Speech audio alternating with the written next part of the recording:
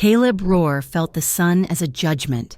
It was high noon over Gentry Ridge, Wyoming, late in a summer that had forgotten what rain felt like. The heat pressed down, bleaching the sky to a pale, unforgiving white. Underneath it, the grasses of his land had turned a uniform, brittle gray. They whispered like old paper in the hot wind that offered no relief. He ran a rough hand over the top rail of the fence he was mending. The wood was split, thirsty, and hot enough to sting. He was a man built of quiet angles, lean and tough as the seasoned timber he worked with. His discipline was etched into the lines around his eyes the color of the faded prairie sky. His immediate purpose, the one that got him out of bed before the sun, was simple: to keep the ranch alive through this drought. The cattle were thin, their ribs showing like washboards under their hides. The creek, usually a reliable ribbon of blue, was now just a scar of cracked mud. Beyond that immediate goal, Caleb had another: to quietly exist with his memories. That one was harder. His life was measured by work. The repetitive rhythm of it was the only thing that made sense. Hammering posts, checking the herd, clearing stones, each swing of the hammer, each mile in the saddle, was a way to numb the part of him that still listened for a footstep that would never come. It was a way to tire his body so his mind would not have the strength to wander back 5 years. 5 years. In Gentry Ridge, that was a long time. In Caleb's heart, it was yesterday. 5 years since the steamship Morning Star had caught fire on the wide Missouri. 5 years since the telegraph message had arrived, clinical and brutal, listing the passengers lost. Annabelle Rohr, his Annabelle, presumed dead. The word presumed was a sliver of glass he had learned not to touch. In the beginning, he had clung to it. He had ridden to the nearest telegraph office, miles and miles away, sending messages until his savings dwindled, asking for lists, for survivors, for anything. But the fire had been complete. The records were ash, the witnesses scattered, Annabelle was gone. Grief, for a man like Caleb, in a place like this, was not a flood. It was a freeze. It had settled deep in his bones, slowing his speech, quieting his gestures. He had not wept, not where anyone could see. Men on the frontier endured. They endured drought. They endured winter. They endured loss. They did it in silence. His neighbors understood this. They offered help with the branding, a shared pot of stew at the chapel gatherings, and then they offered him the dignity of his solitude. Gentry Ridge itself was not much more than a collection of these solitudes. It was a small town, sparsely populated, clinging to the edge of the vast, indifferent wilderness. There was a cavalry post 40 miles east, a mail station that got deliveries whenever the rider felt like it, and a small wooden chapel where the circuit preacher spoke every third Sunday. The law was represented by Sheriff Nolan, a good man who understood that community rules. The unspoken agreements between neighbors held more sway than any book of statutes. People here relied on each other more than they relied on the government, which felt as distant as the moon. Caleb's days fell into a pattern: dawn, coffee, black and bitter, check the stock, mend what was broken, the barn doors, the pump handle, the fence line, always the fence line. The work was a liturgy. The cattle lowed, the barn smelled of dust and old hay, the creek bed remained dry. These were the facts of his life. There were other facts, kept locked away. Upstairs, in the attic, inside a small wooden chest, lay a broken flute. Annabelle had played it, tunes that were light and airy, tunes that felt like wildflowers. He had never fixed it. He did not know how. Tucked inside the family Bible, the one on the low shelf by the cold fireplace, was a single pressed prairie rose. Its color had faded to a fragile brown, but he remembered the day she had picked it, her laughter bright against the wind. These were the talismans of his past, but the most constant reminder was the one he carried with him, the smell of wood smoke. It clung to his clothes, his skin, his hair. It came from the wood stove he fed every morning and night, from the fires he set to clear brush, from the very air of the valley. She had always said he smelled of it. She said he smelled like safety, like home. Now, the scent just felt like him, alone. He finished wrapping the wire, pulling it taut with his pliers. The muscles in his shoulders and back burned with a familiar ache. He straightened up, wiping the sweat from his forehead with his sleeve. He squinted toward the valley, toward the cluster of cottonwoods that marked his primary water source, the one that still trickled, barely. That water was life, and lately it was a source of worry. Separate from the drought, whispers had started in town, quiet at first, like wind through dry grass. Talk of Harlan Pike. Pike was a man who cast a long shadow. He owned the largest saloon, held the mortgage on half the town, and, it was rumored, ran an illicit distilling operation back in the hills. He was a land baron in the making, and he did not care who he crushed to get what he wanted. The rumors said Pike was using the drought as a weapon, pressuring smaller ranchers, the ones barely holding on, to sell their land for pennies on the dollar. And the whispers said Harlan Pike had set his sights on the Gentry Valley. He had set his sights on the water, Caleb's water. Caleb spat the dust from his mouth. He was not a man given to borrowing trouble. He had enough of his own. But the thought of Pike, with his slick smile and his predatory eyes, coming near his land, near this place that held the last echoes of her, settled like a cold stone in his gut. He turned back to his work, picking up his tools. The sun beat down. He sighted along the fence line, checking its integrity. It would hold. That was what he did. He held on. He fixed what was broken. He endured. A thought, unbidden, surfaced in his mind, as clear and simple as a line of scripture. It was a phrase he had read once, or maybe one she had said. It felt like both.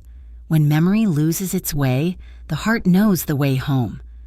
It was a pretty thought, poetic, but Caleb Rohr did not have much use for poetry. Memory had not lost its way.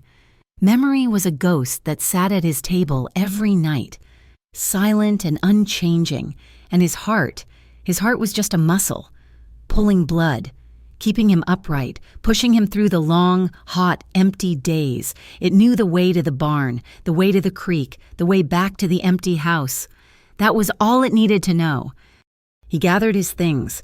The heat was relentless. He needed to check on the new calf, the one born weak 2 days ago.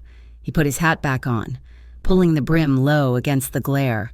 The wood smoke scent rose from his own shirt, a familiar, lonely comfort. He started the long walk back to the ranch house, his shadow stretching long and thin on the parched, gray earth. He walked past the chicken coop, the hens scratching in the dust, too hot to even cluck. The old porch swing, the one he had built for her, hung still. Its chains were rusted, its seat empty. He had not sat in it for 5 years. Some things were too much to mend. Inside, the house was cooler, but heavy with silence. The air was thick with the scent of old wood, soap, and the faint, lingering smell of the fire from that morning's breakfast. He went to the sink, pumping water into a basin. The water was lukewarm, gritty with sediment from the low well. He splashed it on his face, the shock of it making him gasp. He dried himself on a rough towel. He looked at his reflection in the small, cracked mirror by the door. The man looking back was 35 years old, but he looked older. The sun and the grief had seen to that. He saw the quiet discipline. He saw the emptiness. He was a widower, a man whose life was defined by an absence. He checked his rifle, the one mounted on the wall, a habit. He checked the ammunition in his belt, another habit. This land was beautiful, but it was not gentle. A man had to be ready, ready for wolves, ready for drought, ready for Harlan Pike. He thought of the Bible, of the pressed flower. He thought of the attic, of the broken flute. He had built this ranch for her, for a family. Now, he maintained it for a memory. He would hold this land. He would keep it safe from the drought, from Pike, from anything, because it was all he had left of her. It was the place her ghost lived. The afternoon stretched before him, a long, hot corridor of chores. Feed the calf, check the north pasture, reinforce the shed roof before the autumn winds came. The work was waiting. It was always waiting. It was his only companion. Caleb Rohr picked up his hammer, the wood of the handle worn smooth and dark from his own hand. He stepped back out into the blinding, silent heat. The day was not over, not by a long shot. He walked toward the barn, his steps measured, rhythmic and solitary. The sound of his boots on the dry, cracked ground was the only sound for miles. The sun had begun its long, brutal descent, painting the western sky in hues of orange and dried blood, but offering no truce from the heat. Caleb was at the main gate, the one that opened onto the rutted track leading to Gentry Ridge. The top hinge was loose, sagging from its post. He was leveraging it back into place with a pry bar, his muscles straining, sweat carving clean lines through the day's grime on his face. The world was utterly still, broken only by the grunt of his effort and the metallic creak of the old iron. He heard it before he saw it, a scuffing noise. Not the confident tread of a horse or the heavy step of a man. It was a shuffling, hesitant sound, like dry leaves skittering over the packed earth. He froze, letting the pry bar rest. He listened. The hot wind carried no other sound. He was used to being alone, the sound of another human presence, unannounced, set every nerve on edge. He shaded his eyes, looking down the long, dusty track. At first, they were just two shimmering shapes in the afternoon haze, small and unsteady. He thought they were stray calves, or perhaps coyotes, but they were moving too slowly, too upright. He squinted, his focus sharpening. They were children, two small girls, walking hand in hand, dragging their feet in the deep dust. His first thought was that they were lost from town, though town was a good 5 miles away, a long walk for little ones. As they drew closer, his vague concern hardened into a sharp, protective unease. They were tiny, maybe 4 or 5 years old. Their dresses were little more than rags, faded calico with patches stitched over patches. They were barefoot, their small feet caked in gray dust. The taller of the two clutched a small, stained cloth bag. They stopped about 10 feet from the gate, huddled together like a pair of sparrows. Uncertain and exhausted, the taller one had dark, tangled hair. The smaller one was lighter, her hair the color of sun-bleached wheat. They just stood and stared at him, their eyes wide and impossibly large in their small, dirty faces. Caleb let the pry bar fall to the ground with a soft thud. He held his hands up slowly, palms out, the way he would approach a spooked colt. "You girls all right?" His voice was a rasp, rough from disuse. "You lost." The smaller one hid behind the taller, her little hand gripping the patched dress. The taller one, the one with the dark hair, took a single, shaky step forward. She looked at his face, then at his shirt, then at his hands, as if she were measuring him against a set of instructions. Then she spoke, her voice clear and small in the vast, hot silence. "Are you our daddy?" The wind stopped, the insects ceased their droning, the sun, the sky, the entire world seemed to hold its breath. Caleb's own breath hitched in his chest, a painful, sudden stop. He felt the hammer he had tucked into his belt slip from his suddenly nerveless fingers. It hit the dust with a dull, muffled sound. He did not hear it. He could only hear those 4 words, echoing in the frozen space between him and the child. Daddy. It was a word that had no place here. It was a word that belonged to the life buried 5 years ago, to the ashes on the Missouri, to the part of his heart he had walled off with stone and silence. "What?" He started, but his throat closed. He tried again. "What did you say?"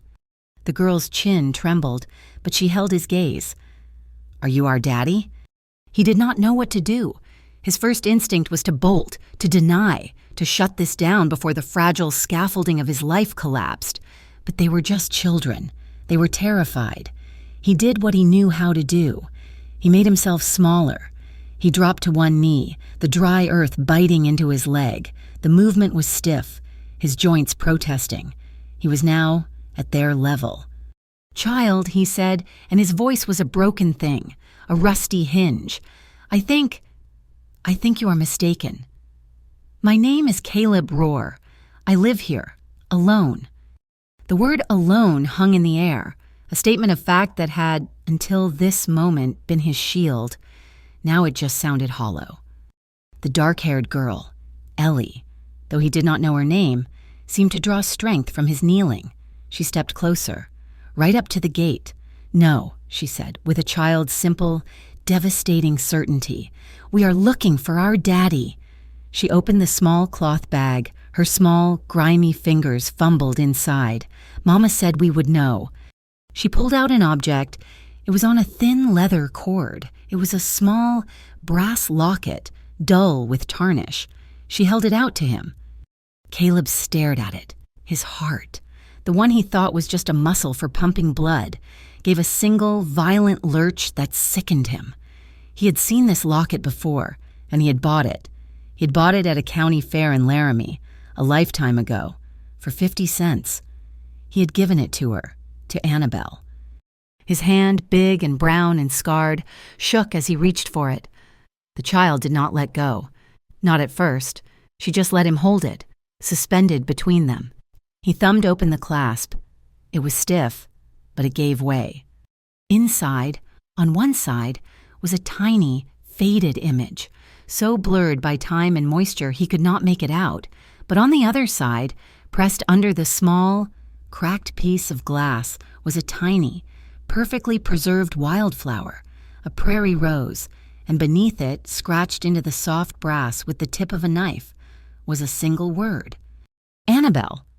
He made a sound, a low, guttural noise, like an animal hit. He looked up from the locket to the girl's face. She was watching him, her expression one of desperate, fearful hope. And then she did something that broke him. She lifted her right hand with 2 small fingers. She touched the center of her chest, just over her heart. Then she touched her forehead, right between her eyes. And then, with a slow, deliberate motion, she pointed those 2 fingers directly at Caleb. His world tilted. The ground fell away. My heart, my mind, all for you. It was their secret, a silly, silent promise they had made up on their wedding night, a gesture they used across a crowded room, or when one of them was leaving on a journey, or sometimes just across the supper table. It was theirs. It was private. It was buried. How? The question was a scream in his mind. How could this child know this? This was a profanity, a ghost's secret, stolen and paraded by a stranger, a cruel trick.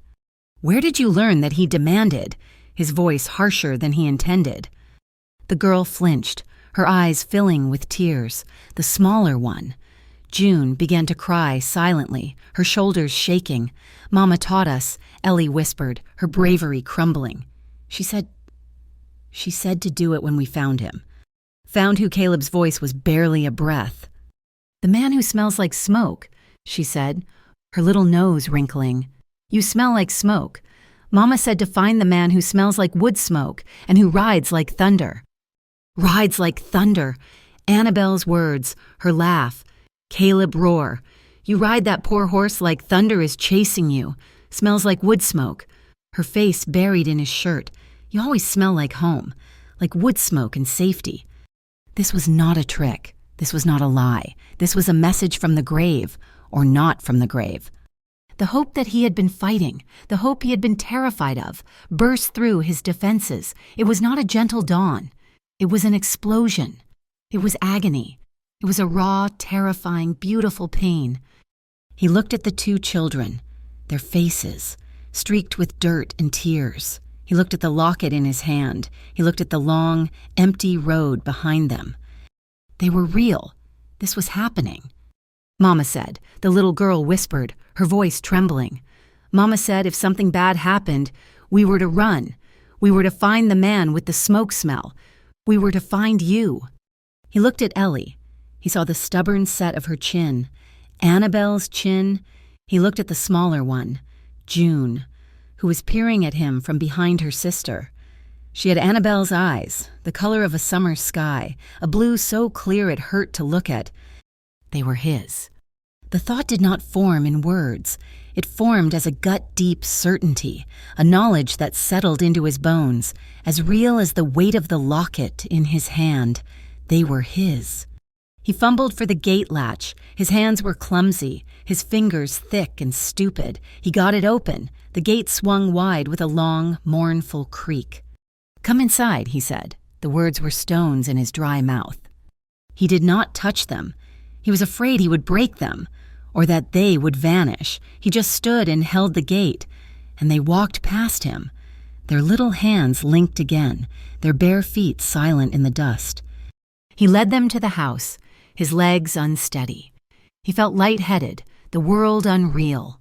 The porch swing hung still as they passed. He opened the front door. The house was dark and cool, smelling of its long silence. The two girls stopped in the doorway, afraid to enter. "It is all right," he said, his voice softer. "Come in." He led them to the kitchen. He pumped water into the basin, the same one he had used hours ago. He found a clean rag. He knelt before them again. "Give me your feet," he said gently. Ellie put one small, filthy, blistered foot into his hand. He dipped the rag in the water and began to wash. The water turned black. He washed her feet, and then her sister's. He washed their hands. He washed their faces, revealing the fine, pale skin beneath the grime. The one with the blue eyes, June, had a small mole on her left cheek, just like Annabelle. Caleb's heart felt too big for his chest. He thought it might kill him. He stood, his body aching. "Are you hungry?" They both nodded, their eyes fixed on him. He found a loaf of hard bread, the end of a smoked sausage, and a tin of peaches he had been saving for a special occasion. He supposed this qualified. He opened the tin with his knife, the sweet syrup spilling over his hands. He set it all on the table, and they ate. They ate with a desperate, silent speed, their little hands grabbing and stuffing, their eyes never leaving him, as if he might take it away. He let them eat. He backed away, leaning against the far wall. He watched them, and as he watched, he fumbled in his own pocket, pulling out a small, worn leather wallet. Tucked in the back was the only photograph he had, a tintype, his wedding day. Him, looking impossibly young and stiff, and Annabelle, her hand on his arm, her face lit with a smile so bright it had seemed to spring from the sun itself.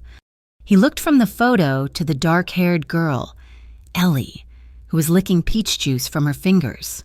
He saw it. The shape of her eyes when she smiled, the exact same crinkle at the corners, the door in his chest, the one he had barricaded with 5 years of grief, did not just crack open, it was blown off its hinges. He put the photo away. His hands were steady now. He waited until they were finished, until the bread and sausage were gone and the peach tin was scraped clean. They looked at him, their hunger sated, their exhaustion overwhelming them. They were beginning to droop, their eyelids heavy. He had to know. He crouched down again, his voice low, careful, as if he were trying not to spook a deer. "You said your mama is sick." Ellie nodded. Her face suddenly shadowed with a grown-up's worry. "Where is she?" he asked. "Where is your mama now?" The two girls looked at each other, a silent conversation passing between them. It was June, the quiet one with the blue eyes, who finally spoke. Her voice was a wisp of sound, barely audible. "Mama's sick," she whispered, her hand going to her own throat. "She told us to run, find home." Ellie nodded, picking up the story. She said, "Find home, find Daddy." She was so tired. Caleb Rohr stood up. The quiet ranch, the failing light, the dusty room, all of it snapped into a new, sharp focus. The drought did not matter. The fence did not matter. Harlan Pike did not matter. 5 years. 5 years they had told him she was dead. 5 years he had lived in a gray, silent world, and she had been alive. She had been alive, and she had given him these children, his children. And now she was sick. She was in trouble. The freeze inside him was over, replaced by a fire, a terror and a purpose so fierce it burned his throat. He was not a widower. He was a husband. He was a father, and his family was not home. He looked at the two exhausted, sleeping girls, now slumped against each other at his kitchen table. He knew what he had to do. He had to find her. He had to find Annabelle. Caleb did not sleep. The girls did, their small bodies finally surrendering to exhaustion. He had taken the one mattress from his own bed frame and laid it on the floor near the cold hearth, far from the drafty door. They had collapsed onto it without argument, their limbs tangling together in an instant, a small, breathing knot of innocence. He sat in his hard-backed chair across the room, the brass locket heavy and warm in his palm. He watched them in the thin moonlight that filtered through the dirty window. He watched the steady rise and fall of their chests. June, the quiet one with the sky-blue eyes, whimpered in her sleep, her hand flinching, and Ellie, even in unconsciousness, shifted to lay a protective arm over her sister. His children. The words still felt foreign, a language he had forgotten how to speak. He had spent 5 years perfecting the vocabulary of loss. Now, in the space of a few hours, he was being asked to learn an entirely new one. His mind, which he had trained to be as flat and predictable as the prairie, was a storm. Annabelle was alive, or she had been. "Mama sick," June had whispered. How sick? Where and who had cared for her and these children for 5 long, silent years? Why had she never come home? He had to know. The not knowing was a worse torment than the grief had been.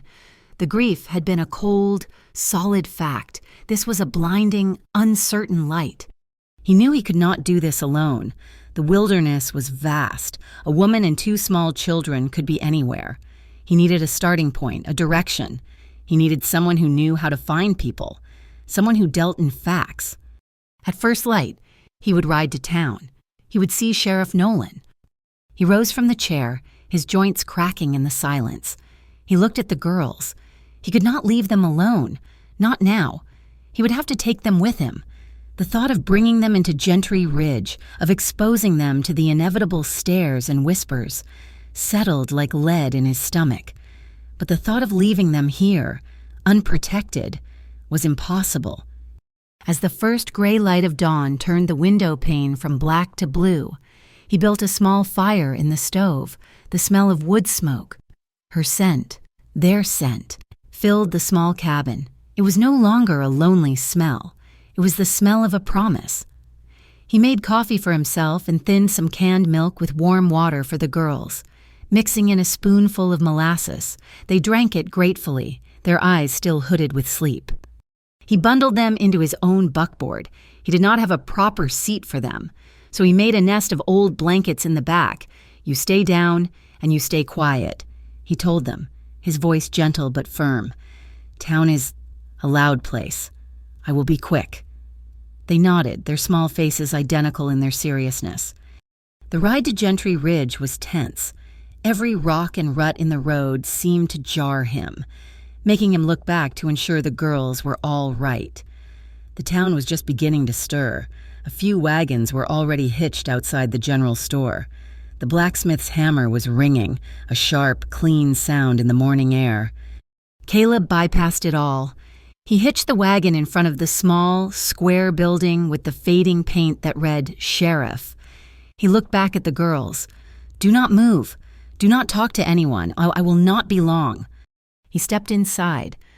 The office was small, smelling of dust, old paper, and stale coffee. Sheriff Nolan was at his desk, a man in his late 50s with a face as weathered as an old boot and kind, tired eyes. He was reading a telegraph, and he looked up over his spectacles, his eyebrows rising in surprise. Caleb Rohr never came to town unless it was for supplies, and he never, ever, came to the sheriff's office. "Caleb," Nolan said, his voice a low rumble, "what brings you out so early?" "Everything all right at the ranch." Caleb did not waste time on pleasantries.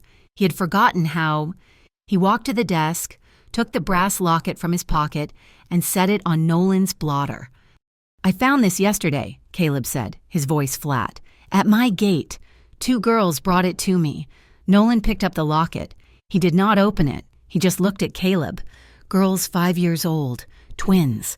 They said their mother told them to find me. They said she told them to find the man who smells like wood smoke. Nolan's face, normally placid, tightened. He knew Caleb's story. Everyone knew. "They are outside," Caleb continued, "in my wagon." They performed a gesture, a secret sign, that only my wife and I knew. They have her eyes. Nolan, they have Annabelle's eyes. Sheriff Nolan put the locket down slowly. He pushed his spectacles up onto his forehead and rubbed his face with both hands. "Good Lord, Caleb." He breathed. He looked at the man standing before him, a man he had thought was hollowed out by grief, but who was now vibrating with a terrifying, raw-boned energy. "Annabelle," Caleb said, the name tasting like rust and honey in his mouth. "They said she's sick. They said she told them to run, to find home. I need to find her." Nolan held up a hand. "Slow down, son. Let's think 5 years. The morning star. She did not die in the fire," Caleb stated. "It was not a hope. It was a fact." The proof was sitting in his wagon. Nolan nodded, accepting the impossible. "All right, but where? Where have they been?" He looked at the locket again, then opened it. He saw the name. He saw the flower. He closed it. "You got anything else? Name a place." "They just said Mama's sick. They came from the north. I think their feet were... They walked a long way." Nolan sighed. He stood up and walked to a tall, battered tin filing cabinet that stood in the corner. He pulled open a long drawer, the metal screaming in protest. The drawer was stuffed with yellowed papers. "The Morning Star," he muttered. "Flipping through files, that was a bad business. Records lost, confusion everywhere. I sent telegraphs for months, trying to help the families here." He pulled out a thin folder. "I got replies from marshals all over the territory. Most of it was nothing. Lists of the dead. Lists of the known survivors. She was not on either." He brought the file to his desk, sifting through the papers, but there were others. The ones who were found, but not known. He extracted a single, crumpled piece of telegraph paper. This came in maybe 6, 7 months after the fire, from a marshal up in Hollow Brook, Montana, a long way. Caleb felt his heart stop. "Montana? We said they had a fire up there," Nolan continued, reading. "Not a big one, a brush fire, but it caught a small settlement. They found a woman wandering. Burns on her back and hands, trauma to the head. She could not speak, had no papers, no name. They took her to a local nurse, a Ruth somebody, who took her in. She matched the description of no one missing in their county." Nolan looked up at Caleb. "The timeline is, it's a stretch. Hollow Brook is hundreds of miles from the Missouri. But it's possible," Caleb said, his voice hoarse. "If she was hurt, if she was lost, it is possible." Nolan agreed, his gaze steady. "She was listed as Jane Doe, number 3. She had dark hair, medium height, and that is all I have. Caleb, it is a thin-leaded pencil." "It is all I need," Caleb said. He folded the telegraph paper and put it in his own pocket. "Hollow Brook, Montana. That is hard country. Caleb, especially with 2 little ones in tow.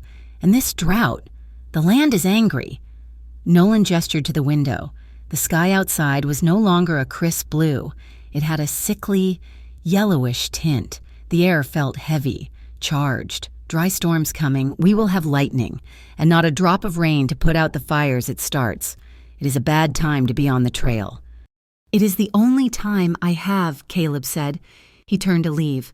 "Caleb," Nolan's voice stopped him at the door. "This road you are on, it might not lead where you want it to. You find her, and she might not be the woman you remember. And I am not the man she remembers either," Caleb said, his hand on the doorknob. "One more thing." Nolan's voice was grim. "This legal. If Annabelle is alive, that is a blessing. But you have no marriage certificate. You told me yourself it burned with your other papers in that house fire 2 years after she was gone." Caleb nodded. It was true. These girls, they have no birth records we can find, a woman with no memory, children with no papers. That is a precarious position. In the eyes of the law, it tends to favor money and power. Caleb did not understand. What does that have to do with me? Just be careful, Nolan said, his eyes drifting toward the window, toward the saloon across the street. Gossip travels fast in Gentry Ridge, and Harlan Pike has a keen ear for it. Caleb's blood ran cold. He'd forgotten about Pike. He left the office, the bell over the door giving a small, tinny jingle. He walked back to his wagon, his mind on Montana. He passed the Red Dog Saloon, and just as Nolan had predicted, Harlan Pike was on the porch, leaning against a support beam, a cigarillo in his mouth. He was a big man, soft in the middle, but with a predator's hard eyes. He was flanked by two of his usual men, rough-looking types who got paid to do his bidding. Pike saw Caleb. He saw the wagon. He must have seen the two small heads peeking over the side. A slow, greasy smile spread across Pike's face. He did not say a word. He just took the cigarillo from his mouth, looked at Caleb, and then looked at the wagon, and then back to Caleb. He gave a small, slow nod, as if congratulating Caleb on a new acquisition. The smile was full of meaning. It was an appraiser's smile, a smile that calculated value, leverage. Pike had heard, and he was already seeing an opportunity. He was seeing a man with a disputed claim to his own children, a man whose claim to his land was now complicated, a man who was vulnerable. Caleb's hands balled into fists. He forced himself to look away, to get the girls and get out of town. He climbed onto the buckboard and snapped the reins, his jaw set like stone. He did not look back, but he could feel Pike's eyes on him all the way down the main street. He drove the 2 miles back to his ranch, the yellowish sky pressing down, the threat of Pike, the warning from Nolan, the danger of the dry storm. It all just fused into a hard-edged resolve. The time for grieving was over. The time for fighting had begun. That night, he made his preparations. He could not leave the ranch to die. He rode to his nearest neighbor, Silas Croft, a man older than the hills, with a face like a dried apple. "Silas," Caleb said, standing on his porch, "I need you to watch my stock. I am going away for a while." Silas looked at him, then at the 2 small figures waiting in Caleb's wagon. Silas had seen them. The word was out. "Going to find her?" Silas asked, his voice creaking. Caleb just nodded. "Drought's bad. My well is low, but your stock can drink from it. I will keep an eye on them. I will pay you." Caleb said. "You will not," Silas said. "You will just come back, and you will bring your family home." Caleb returned to his own house, his heart full of a gratitude that was painful. He began to pack. He took food, water barrels, his rifle, and all the ammunition he had. He loaded the buckboard for a long, hard journey. Then he went inside. He climbed the ladder to the attic, the air thick with dust and heat. He opened the small wooden chest. He took out the broken flute. He ran his thumb over the smooth, worn wood. He went back downstairs to the family Bible. He opened it to the pressed prairie rose. He carefully lifted it. He put the flute and the flower into a small leather pouch. He added the locket, his keys, his proof, his past and his future, all in one small bag. His motive was clear, a single, bright point of light in the darkness. This was not just about finding Annabelle. He looked at Ellie and June, who were helping him by packing small, useless rocks into a sack. He was not just finding a wife. He was claiming his family. He made the girls a final, hot meal, then put them to bed on the mattress. He sat in his chair, rifle across his lap, and waited for dawn. He promised them, in the silence of the room, "I will protect you. I will find her. I will bring our family home. I swear it, even if the truth hurts." The sky was just beginning to turn from black to a deep, bruised purple when he heard the horses, not in the yard, just at the edge of his property. He moved to the window, his movements silent, 2 riders, sitting on the rise by his main gate, the one he had been mending. They were just silhouettes against the dying stars. They were not moving. They were watching the house. One of them slouched in the saddle in a way that was familiar. It was one of Pike's men, the one called Jed. A cold, clean rage, unlike anything he had ever felt, washed over Caleb. This was his answer to Pike's smile, a threat, an intimidation. He told the girls to stay inside, away from the window. He stepped out onto his own porch. He did not go back inside for his rifle. He had been holding it all night. He did not walk toward them. He just stood on his porch, in the open. The rifle held loosely in the crook of his arm. He was 50 yards away, but in the dead, still air, his voice would carry. "Morning," he called out. His voice was calm. The men shifted in their saddles. They had not expected him to be awake or to be so bold, just admiring the view. Roar Jed called back, his voice thick with false bravado. "Heard you got new stock." Caleb's grip on the rifle tightened. "You tell Harlan Pike," Caleb called, his voice not rising but sharpening. "You tell him this is my land. You tell him the people in that house are my family. The next man I find watching my family will be considered a threat to them, and I will put him in the ground." He did not wait for a reply. He slowly, deliberately, raised the rifle and chambered around. The sound, a heavy, metallic schlick-schlack, was the loudest thing in the valley. It was an unmistakable, final sound. The two men looked at each other. This was not the broken-down widower they knew. This was a different man.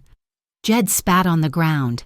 "Come on," he muttered to his companion. They turned their horses, not in a panic, but with a deliberate, grudging slowness, and rode back toward town. Caleb watched them until they were gone. The first seed of direct conflict had been sown. He turned and walked back inside. The dawn was breaking. He loaded the girls onto the wagon. Lifting them onto the high seat, he climbed up beside them. He looked at his house, his ranch, the only home he had known. He was leaving it, vulnerable. He looked at the two small, brave faces beside him. He snapped the reins. The wagon lurched forward, turning north, toward the mountains, toward Montana, toward home. The journey north was a lesson in hardship.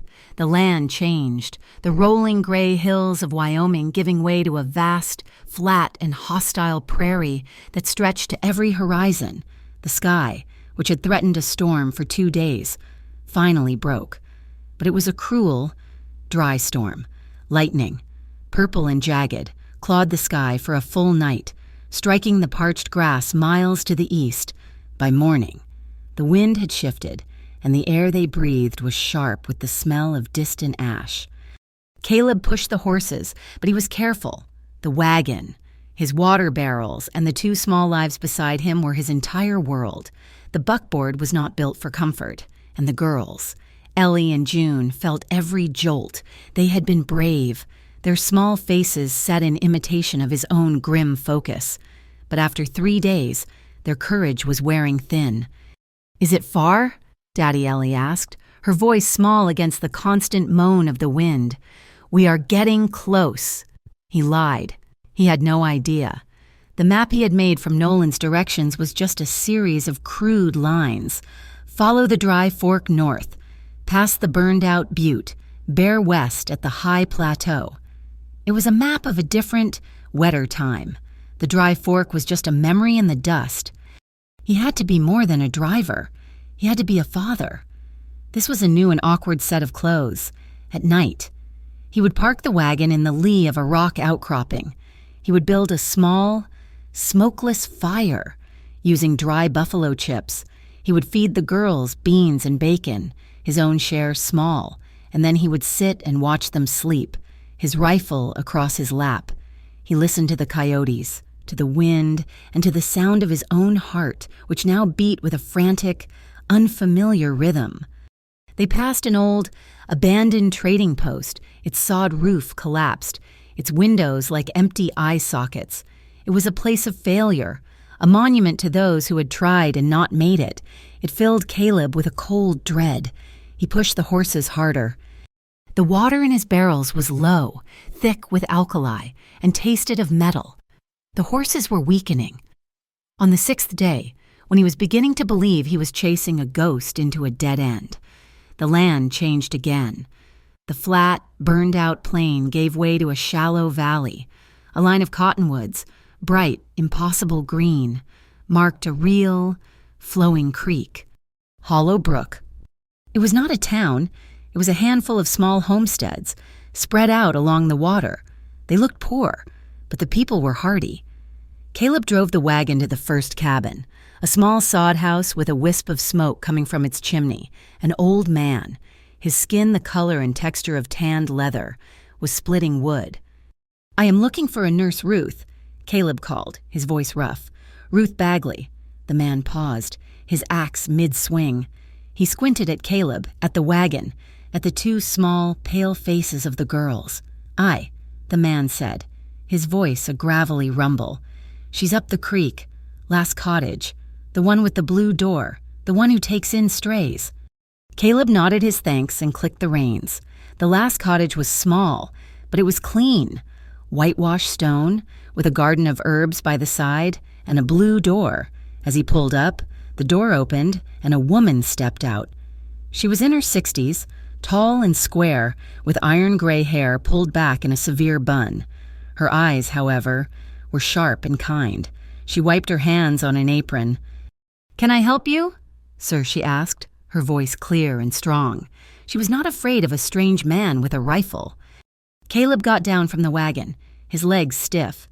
He told the girls to stay, and this time, their eyes were wide with a new, intense hope. He walked to the woman. "Ma'am, my name is Caleb Rohr." He pulled the locket from his pouch. "I am looking for a woman. She might have been called Jane Doe, from 5 years ago, after a fire." Nurse Ruth's entire posture changed. She looked at the locket, then up at his face, then at the two children in the wagon. Her professional calm fractured, just a little.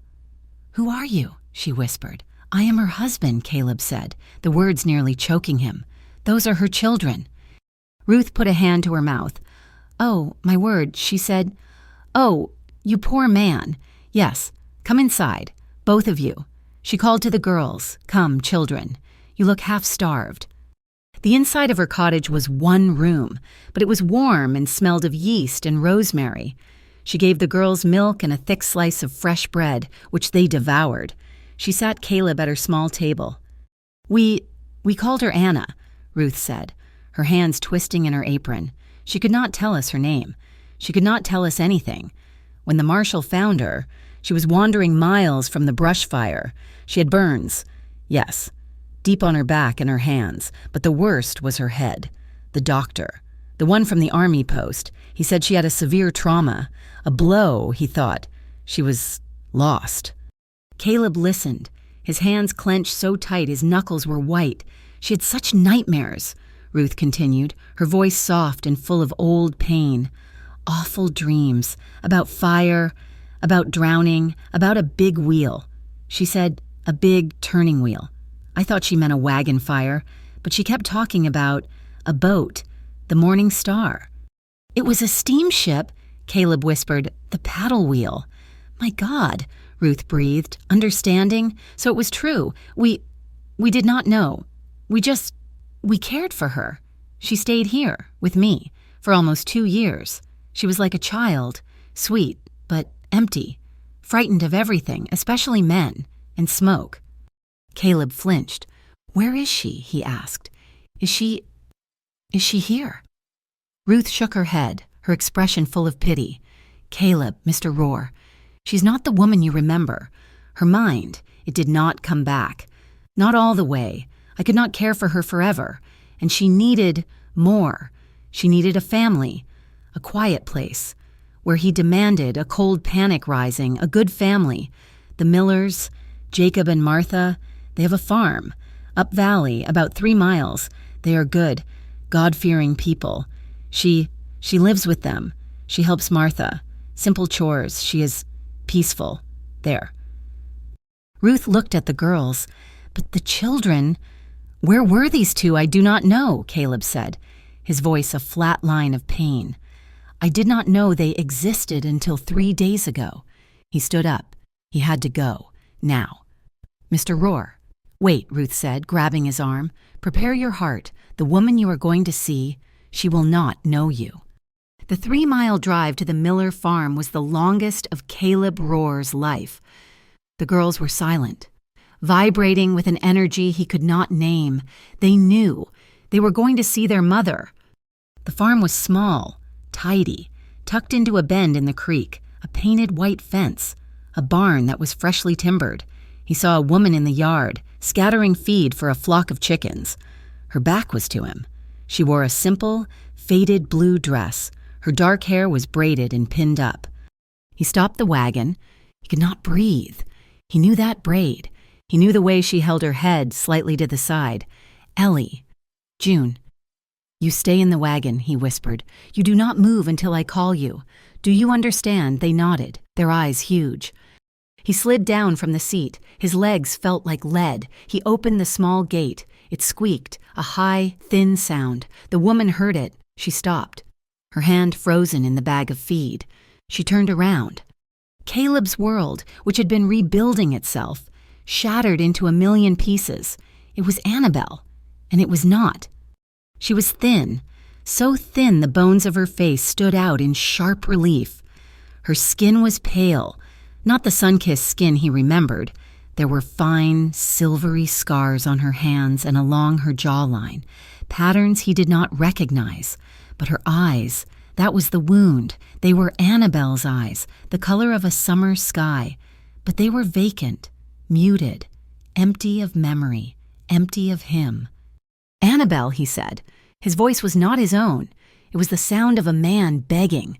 She stared at him, not with recognition, not with love, with fear. She flinched, dropping the bag of feed. The chickens scattered. She took a step back, her hand flying to her throat. She saw a tall, strange man, a man with a beard, a rifle on his back, and the smell of dust and smoke and the road. A stranger. I am sorry, sir, she said, her voice a reedy, unfamiliar whisper. Are you lost? I can get Mr. Miller. Sir, it was a blade that went in and twisted. It was a rejection more final than death. The last 5 years. He had been a widower, mourning a ghost. Now, he was a stranger, standing in front of the woman he loved, and she was the ghost. Mama! The sound came from the wagon. A small, high-pitched cry. Ellie! Annabelle's head snapped toward the wagon. Her vacant eyes suddenly sharpened. She saw the 2 girls, Ellie, June. A new, terrified confusion flooded her face. What are you doing? Who is that man? The girls, sensing the wrongness of it, began to cry. Mama, it is us. We found him. We found Daddy. Caleb saw the panic rising in Annabelle's face. She was trapped between the children she knew and the man she did not. He had done this all wrong. He had come in like a storm. It is all right, he said, his voice breaking. He held up his hands, palms out, the way he had at the gate. It is all right. A door banged open. A stout, gray-haired woman came out. Anna. What is all this? Who are you? Caleb turned, forcing himself to be the man he needed to be, not the husband, not the father, a traveler. Ma'am, he said, his voice raw.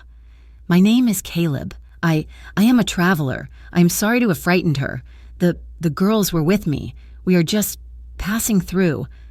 Annabelle looked at him, her breathing rapid. She was focused on his shirt, her nose wrinkled, just slightly, a flicker, the smell of smoke. She was afraid, but she was also puzzled. A man, Mr. Miller, came around the barn. What is the trouble? Caleb seized the chance. He pointed to the man's fence. A top rail was broken. Sir, my name is Caleb Rohr. I have caused a fright. My apologies. I am good with my hands. Please let me mend that rail for you. As payment for the trouble, Miller, a practical man, looked at Caleb at the broken fence and nodded. Fair enough. Caleb went to his wagon, grabbed his tools. He did not look at Annabelle, though he could feel her eyes on him. He set to work. He found a new rail. He began to saw. He worked with a meticulous, focused energy. He measured the wood. He set the post. He drove the nails. Each hammer blow was a punctuation to his pain. She is alive. She is alive. She is alive. He was working. He was providing. It was the only language he had left. He was not her husband. He was a man, mending a fence. The girls, finally, had run from the wagon. They ran straight to Annabelle, burying their faces in her skirt. "Mama, it is him. It is the man," Ellie cried, her voice muffled. "Hush, child," Annabelle said, her voice trembling as she stroked their hair. "You are safe. It is all right." She was stroking their hair, but she was watching Caleb. She watched his hands. She watched the way he moved, the economy of it, the sureness. It was familiar. Like a song she had forgotten the words to. Ellie, frustrated, pulled away. She stood in front of her mother and, with fierce, childish determination, she performed the sign, 2 fingers, chest, forehead pointing at Caleb. Annabelle just looked at her, confused. "What is that, Ellie? What a strange game." Ellie, near tears, did it again.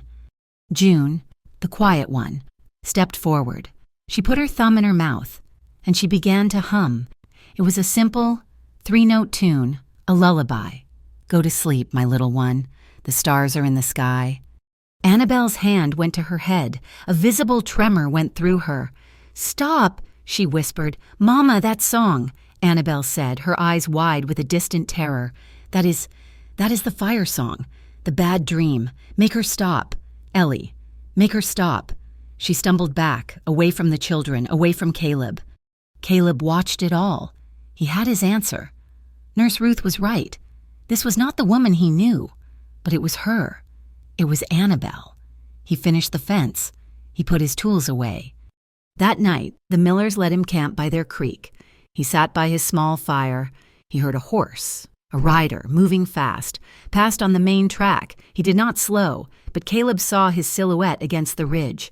It was one of Pike's men, the same one who had watched his ranch. The man rode north, out of the valley. He had seen them. He had seen Caleb, the girls, and Annabelle. The next morning, Caleb found a piece of paper, folded and weighted with a stone, by his wagon. It was not Pike's fancy handwriting. It was a crude scrawl. "Go home, rancher. The woman and the brats are not yours. They are no one's. You want to keep breathing, you leave them." Caleb crushed the paper in his fist. He looked at the Miller farmhouse, where a light had just come on in the kitchen. He looked at the road north, where the rider had gone. He knew, with a sudden, cold certainty, that Pike's men were not just following him. They had been watching her. They already knew she was here. He was not here to find her. He was here to save her. He walked to his wagon. He pulled out the leather pouch. He took out the broken flute, and the pressed prairie rose. He would not come at her like thunder again. He would come at her like the smell of wood smoke. Slowly, patiently, he would earn his family back. The note from Pike's man lay crumpled in Caleb's pocket, a small, hard knot against his leg. He had not shown it to the Millers. He had not shown it to Annabelle. It was his burden, a clear and present threat that sharpened the edges of the impossible situation. He had found her. He had found his wife, and she was a stranger. He had found his children, and they were refugees. He was camped by the creek, a respectable 50 yards from the Miller farmhouse. The girls, Ellie and June, were sleeping in the wagon bed. He had wanted them with him, not in the house. He felt, illogically, that his proximity was their only protection. He sat by the fire, but the night was not cold. The air was thick and heavy, carrying the scent of the distant grass fires, a smell that was different from his own clean wood smoke. It was the smell of destruction, not of hearth. He was at war with himself. One part of him, the widower, the man of 5 years of solitude, wanted to respect the Miller's kindness, to be patient, to wait. But the new man, the father, the husband, the man with Pike's threat burning in his pocket, wanted to storm the house, to grab Annabelle and the children, and to ride until they were safe. He knew, with a gut-sick certainty, that patience was a luxury he could not afford. Pike's man knew where she was. The scream tore the night in half. It was not a child's cry. It was a woman's. A sound of such pure, primal terror that Caleb was on his feet, rifle in hand, before he was even fully aware of moving. It came from the farmhouse. Another scream, this one choked off, and then a man's voice, Mr. Miller's, shouting, "Anna, Anna, wake up, it is just a dream." Caleb ran. He did not slow, he did not hesitate. He crossed the yard in a dozen long strides, taking the porch steps in a single bound. He hit the door with his shoulder, ready to break it, but it flew open under his hand, unlocked. The scene inside was chaos. It was lit by a single, guttering oil lamp. Mr. Miller, in his nightshirt, was standing helplessly. Martha Miller, his wife, was by the small cot in the corner, her hands hovering over the thrashing figure on the mattress. It was Annabelle. She was fighting, her eyes wide open but seeing nothing in the room. She was seeing something else, something from 5 years ago. The fire, she shrieked, her voice a raw, broken thing. The water is rising, the wheel. It is taking us under. No, let me go, Anna. Child, hush, Martha pleaded, trying to hold her shoulders. You are safe. It is Jacob and Martha, you are safe. But Annabelle threw her off with a strength Caleb had forgotten she possessed. She scrambled into the corner, her back against the wall, her hands held up to ward off the phantoms. It is so hot, she cried, gasping. I cannot find him, I cannot find him. She was reliving the morning star. She was in the fire. Child, who can you not find? Martha asked gently, her own voice trembling. Annabelle's eyes, blind with terror, swept the room. She was looking for an escape, a way out of the burning memory. And then, in a moment of agonizing clarity, her voice changed. It dropped from a scream to a desperate, broken call. Caleb. She cried his name. Caleb, do not leave me, Caleb. Caleb, who had been frozen in the doorway, took a step into the light. The Millers turned, startled. They had forgotten he was there. Annabelle's eyes fixed on him, but the terror did not lessen. It changed. Now. The phantom in her memory had a face. The man who smelled of smoke was in her dream, and he was in her room. The two realities collided. No, she whispered, her voice collapsing. You were gone. It burned.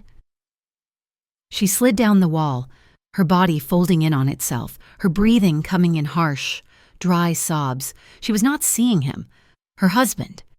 She was seeing a ghost. Martha Miller rushed to him. Please, sir, you must go. You are frightening her. This is one of her spells, her head traumas. Caleb ignored her. He handed his rifle to a stunned Jacob Miller. Hold this. Do not let the girls see me with it. He walked to the stove in the corner. A small fire was still glowing. He took a single, small piece of kindling, no bigger than his finger. It was smoldering, a thin ribbon of smoke rising from it. He held it in his calloused palm, the heat barely registering. Open the door, he said to Martha. What, the smoke, he said, his voice low and steady. She needs to smell the real smoke, not the dream. He walked to Annabelle. She was huddled, her face in her hands. He knelt, not close enough to touch her, but close enough for her to feel his presence. He kept a distance of a few feet. He was respecting a boundary she did not even know she had. He set the smoldering piece of wood on the stone hearth. A tiny, clean scent of burning pine began to fill the room, cutting through the smells of fear and sleep. It is just wood smoke. Annabelle, he said. His voice was not the voice of the desperate husband. It was the low, calm murmur he used for a spooked horse, the one that meant all is well. She flinched at her name. She had not heard it in 5 years. You are not on the river, he continued, his voice a steady rhythm. There is no fire. There is no wheel. You are in Montana. You are in a farmhouse. The night is quiet. He dipped a cloth in the water pitcher on the table. It was cool from the night air. He wrung it out. He did not touch her. He just set the damp. Folded cloth on the floor in front of him. Your hands are not burned, he said, his voice a soft rumble. You are safe. The children are safe. They are sleeping in my wagon. She slowly raised her head. Her face was slick with tears, her eyes wide and full of confusion. She was trapped between the nightmare and the present. Caleb, she whispered again. It was not a call this time. It was a question. A single, fragile question. He did not answer it. He was not sure that answering yes would be a kindness. "You are safe," he said again. He pushed the cool, damp cloth a little closer to her. "The fire is out." She stared at him, at the man who smelled of smoke, the man her children called Daddy, the man whose name she had just screamed. She looked at his hands, steady and scarred. She looked at his eyes, and in them she saw not the threat of a stranger, but an agony that matched her own. Her breathing slowed, the sobs quieted. She uncurled, just a little. She reached out a trembling hand, not for him, but for the cloth. She picked it up and pressed it to her forehead. She leaned her head back against the wall and closed her eyes. She was exhausted, the terror having burned itself out. Caleb stayed, kneeling on the floor, for a long time. He stayed until her breathing was deep and even, until she had fallen into a true, deep sleep, right there on the floor. Martha Miller was weeping silently. Jacob Miller just looked at Caleb, his face a mix of awe and pity. Caleb picked up the spent piece of kindling and put it in the stove. He retrieved his rifle, nodded to the Millers, and left. The next morning, he did not wait for them to wake. He laid the crumpled note from Pike's man on their kitchen table. When Jacob Miller came out, his face gray with worry. Caleb was waiting. "They were watching her before I ever got here," Caleb said, his voice flat. "That note proves it. She's not safe here. They are not safe here. Pike wants something. He wants to use them against me. He wants my land." "But what can you do?" Martha asked, joining them on the porch. She is as you see. She is not your wife. Mr. Rohr, she is a child." "Then I will protect her," Caleb said, "but I will not protect her here. I am taking them home." "Home," Jacob said, "to Gentry Ridge. Back to the man who sent this. Back to the only place I can make a stand," Caleb said. He looked at Martha. "She screamed my name. It is in there. Buried, but it is in there. I do not think her memory will ever come back here. This is where she was safe, but it is not where she was alive. Maybe a memory has to be taken back to the place it was born, back to our home." The decision was his, but he needed her to agree. He waited until she came out, pale and shaky, to feed the chickens. The girls ran to her, hugging her legs, sensing the tension. He approached her slowly. He did not crowd her. "Anna," he said. She looked up, startled. "The children call me Caleb," he said. "That is my name. The name you said last night." She blushed, her hands tightening on the feed bag. I am sorry, sir. I had a bad dream. You've been having it for 5 years," he said gently. He held out the leather pouch. He took out the broken flute. "Do you know this?" She looked at it, her head tilted. "It is a flute. It is broken. You used to play it," he said. He took out the pressed prairie rose. "You put this in our Bible." She stared at the flower, a flicker, a frown. "It is pretty." There was no recognition. Caleb's heart, which had flared with hope in the night, sank. He put them away. He had to try another way. "I am leaving," he said. "I am going back to Wyoming, back to my ranch, the girls. They are coming with me." She looked at him, and for the first time, her eyes were not vacant. They were sharp. "No," she said. They are my children. They stay with me. I will not leave them," he said, "and I will not leave you, not with men like that." He pointed to the note, which Jacob was holding. "Not with them hunting you. I do not know you," she whispered, her fear returning. "No," he said, his voice full of a truth that hurt him to speak. "You do not, but they do." He nodded at Ellie and June. "And they call me Daddy. I am asking you to trust them. Trust them. Come home with us. Come home with me." She looked at her children. Ellie was nodding, her small face fierce. "Please, Mama, we can go home. We can go to the smoke smell house." Annabelle looked at Caleb, at his steady hands, at his patient eyes. He was not forcing her. He was asking. I will be safe," she whispered. "I will die before they touch you," he said, and she knew, with a sudden, bone-deep certainty, that he was telling the truth. She nodded. "Just once. I will go." The journey back was harder than the one that came. They were a family of 4, broken and strange. The drought had worsened. The land was iron. The sky was brass. They ran into a dust storm 2 days out, a choking, blinding wall of brown that blotted out the sun at midday.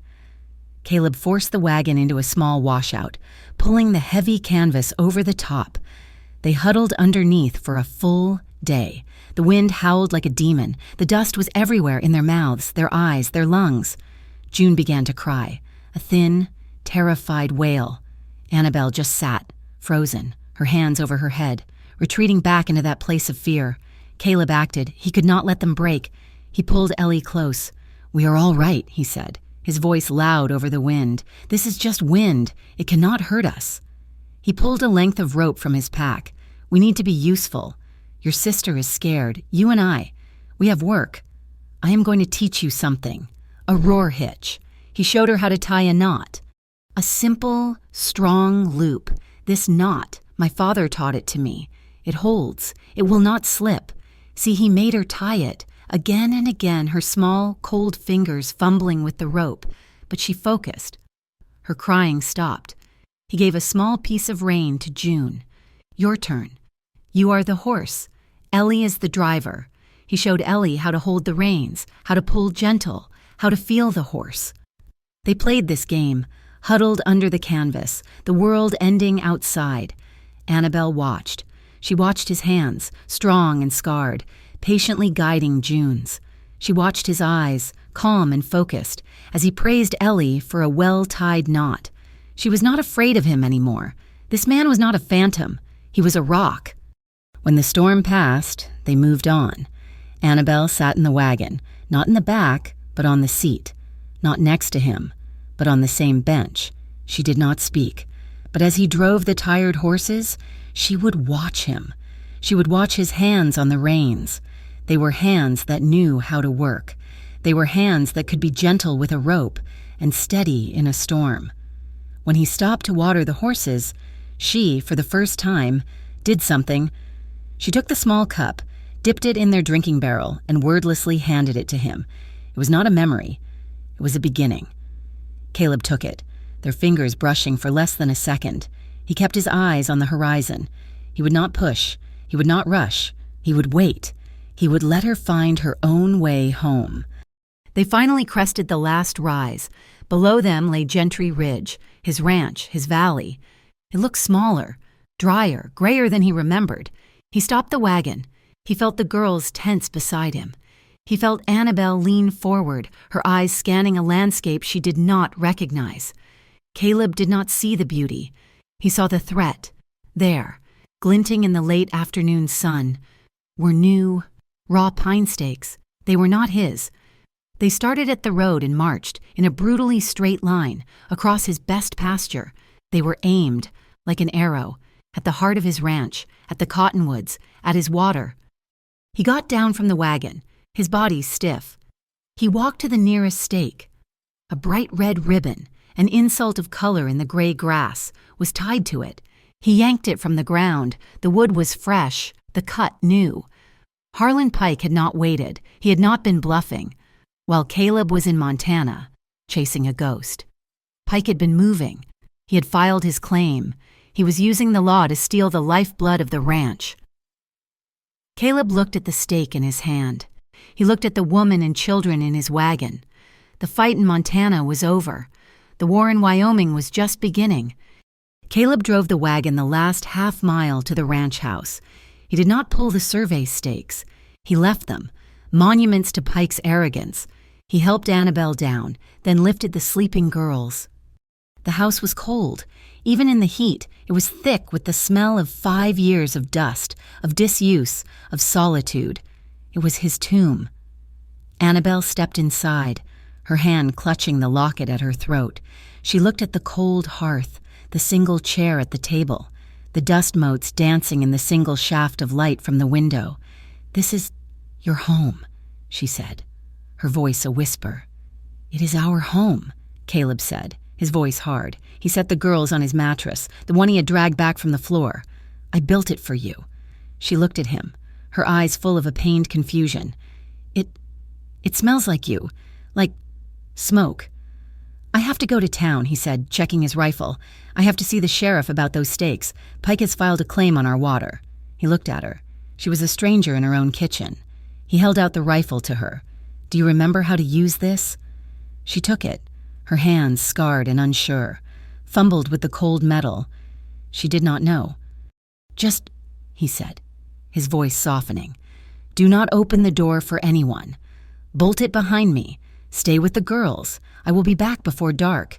He left her there, a ghost in a ghost house, and rode for Gentry Ridge. He found Sheriff Nolan in his office, his boots up on his desk, staring at a stack of papers. He's done it. Caleb, Nolan said, not bothering with a greeting. He tossed a fresh filed document on the desk. Harlan Pike. He has filed a formal claim for the headwaters of Gentry Creek, citing prior public use, and a drought emergency diversion plan. He says you have abandoned the land. He says you are unstable. He's a liar. He is a rich liar, Nolan said. And he has got the ear of Circuit Judge Barrows, who just rode into town this morning. Pike has petitioned for an emergency hearing. Today at the Red Dog. Caleb's blood ran cold. A hearing in a saloon. Welcome to frontier justice. Son, Nolan said, grabbing his hat. Pike owns the saloon. He owns the judge's hotel room. And he figures he owns you. Let's go. The Red Dog Saloon was crowded. It was not a bar. Not today. It was a courtroom. Judge Barrows was a large man, his face flushed with whiskey and importance, sitting at a poker table draped with an American flag. Harlan Pike was at his side, looking sleek and confident, a cat full of cream, the ranchers and townsfolk, smelling a fight, lined the walls. Caleb and Nolan walked in. The buzz of conversation died. Pike saw him and smiled. He stood up. Judge Barrows, Pike said, his voice booming with false concern. Speak of the devil. Here is the man in question now. Mr. Caleb Rohr, a man who, as I was saying, abandoned his property, chasing phantoms, and now, I hear, he has returned, but not alone. Pike fixed his hard eyes on Caleb. He has brought back a poor, disturbed woman he claims is his wife, a woman we all know perished 5 years ago, and he has 2 small, undocumented children with him. Children, I might add, who are now left alone on that abandoned ranch with this unstable woman. Pike turned to the judge. Your Honor, as a concerned citizen and the largest taxpayer in this county, I am petitioning this court first to grant my emergency claim to manage the headwaters, to save this valley from the drought. And second, his voice dropped, full of oily pity, to grant the town temporary protective custody of those 2 poor, unprotected children until Mr. Rohr's fitness can be properly established. A gasp went through the room. This was not about water. This was about destruction. Caleb took a step, his hand moving toward the empty holster on his hip. Nolan's hand shot out, a vice on his arm. Not here. Caleb, not his way. Mr. Rohr, the judge asked, his voice bored. This is a serious accusation. Your land is in question. Your family is in question. You have a response. That woman is my wife, Caleb said, his voice a low, dangerous rumble. Those children are my blood, and that water is my right. Proof. Mr. Rohr, the judge asked. Pike has filed surveys, documents, titles. I have here a stack of his paper. Where is yours? Where, for instance, is your marriage certificate? Pike smiled. He knew it was gone. It burned.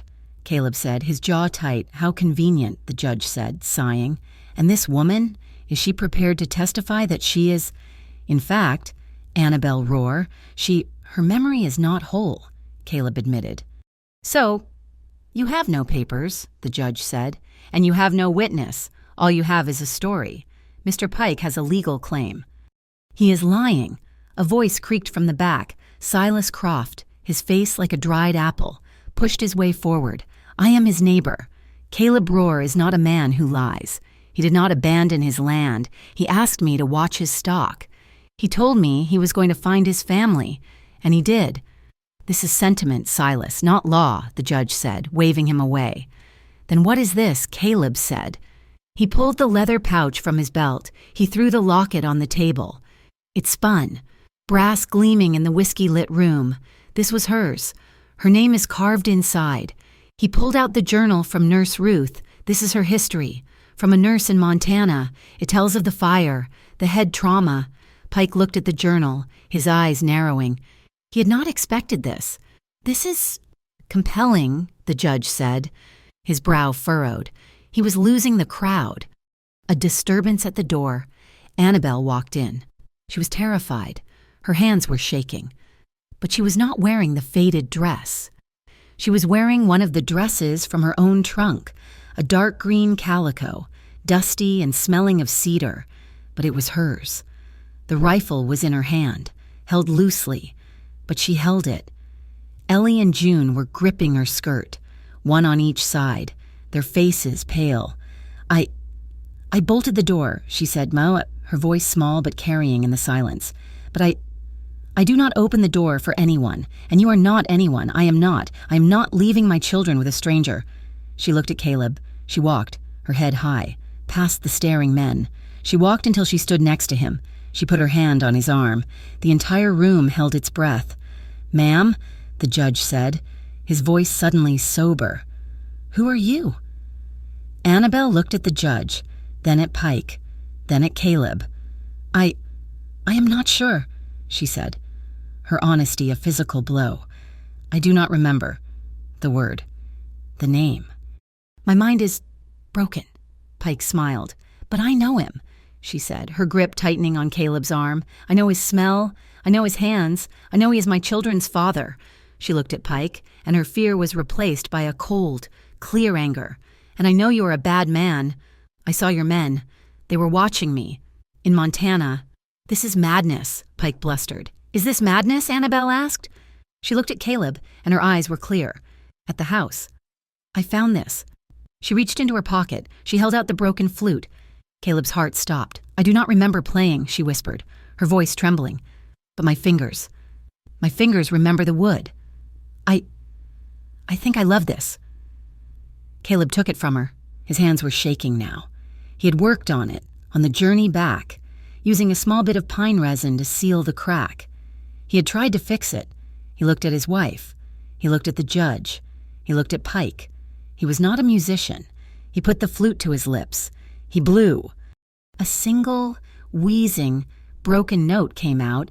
Ellie winced. Caleb, his face grim, was about to try again. No, Annabelle whispered, a small smile touching her lips for the first time. You are doing it wrong. She took the flute from him, her scarred fingers, which had been so clumsy with the rifle, moved with an old, forgotten grace. They covered the holes, her touch light. She turned the flute, finding the right angle. She blew, a clear, sweet, three-note melody, a rising bird song. It was the tune she used to play, waiting for him to come in from the fields. She played it again. 3 clear notes. Her eyes, which had been fixed on the flute, slowly rose to meet Caleb's. The fog was gone. The vacancy was gone. In their place was a dawning, agonizing recognition. She lowered the flute. That, she said, her voice choked. That is our song. She looked at him, really seeing him for the first time. Caleb. It was not a question. It was a statement. It was an arrival.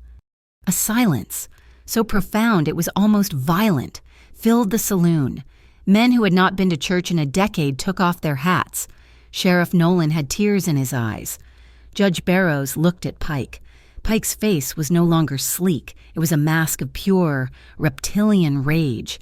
He had lost the law, the people, the story. It was all against him. He slammed his hand on the table, making the judge jump. This is a farce, he roared, a circus. You are all fools, moved by a cheap tune. He pointed a thick finger at Caleb. You think you have won. Roar, you think a song beats a legal survey. You are living in a dream. He turned to the room. This drought is the real law that forest at the headwaters. The one that feeds his pathetic little creek is a tinderbox. I have seen it. One spark, one unfortunate strike of lightning from that dry storm that's coming, and that whole valley goes up in smoke. He smiled, a terrible, thin smile. Your water rights will not matter much then, will they? Roar, you cannot drink ash. He shoved his way through the crowd and stormed out of the saloon. The threat was not veiled. It was a promise. Nolan was the first to move. Judge, that was a direct threat of arson. The judge, his face pale, banged his gavel. This hearing is postponed until these matters can be investigated. Caleb did not hear him. He was looking at Nolan, his face grim. The legal battle had just become a physical one. He's going to do it, Caleb said, his voice flat. He's going to burn us out tonight, I know, Nolan said, checking his pistol. He's trying to create a natural disaster to cover his tracks. We have to stop him. We have to get to the headwaters. Now. Caleb turned to Annabelle. She was still holding the flute. She was terrified, but she was not broken. Annabelle, he said, his voice urgent, I need you to take the girls. Go to Silas's ranch. Stay there. Stay safe. She looked at the man who had just threatened her family. She looked at the man who had just played her song. No, she said, her voice shaking but firm. She handed the flute to Ellie. This is our home. This is our water. You are not fighting him alone. Pike slammed his hand on the table, making the judge jump. This is a farce, he roared. A circus, you are all fools. Moved by a cheap tune, he pointed a thick finger at Caleb. You think you have won. Roar. You think a song beats a legal survey? You are living in a dream. He turned to the room. This drought is the real law that forest at the headwaters, the one that feeds his pathetic little creek, is a tinderbox. I have seen it. One spark, one unfortunate strike of lightning from that dry storm that's coming, and that whole valley goes up in smoke. He smiled, a terrible, thin smile. Your water rights will not matter much then, will they? Roar, you cannot drink ash. He shoved his way through the crowd and stormed out of the saloon. The threat was not veiled. It was a promise. Nolan was the first to move. Judge. That was a direct threat of arson. The judge, his face pale, banged his gavel. This hearing is postponed, indefinitely, pending investigation. He wanted nothing more than to be away from this. He gathered his papers and scurried out. The crowd began to disperse, talking in low, excited voices. The legal fight was over, for now. But everyone knew the real fight was just beginning. Caleb turned to Annabelle. She was still holding the flute, her knuckles white. She was terrified, but she was not broken. Caleb, she said, her voice low, he will do it. He will burn it. I know, he said. He looked at Sheriff Nolan. He has threatened my land, my water, and my family.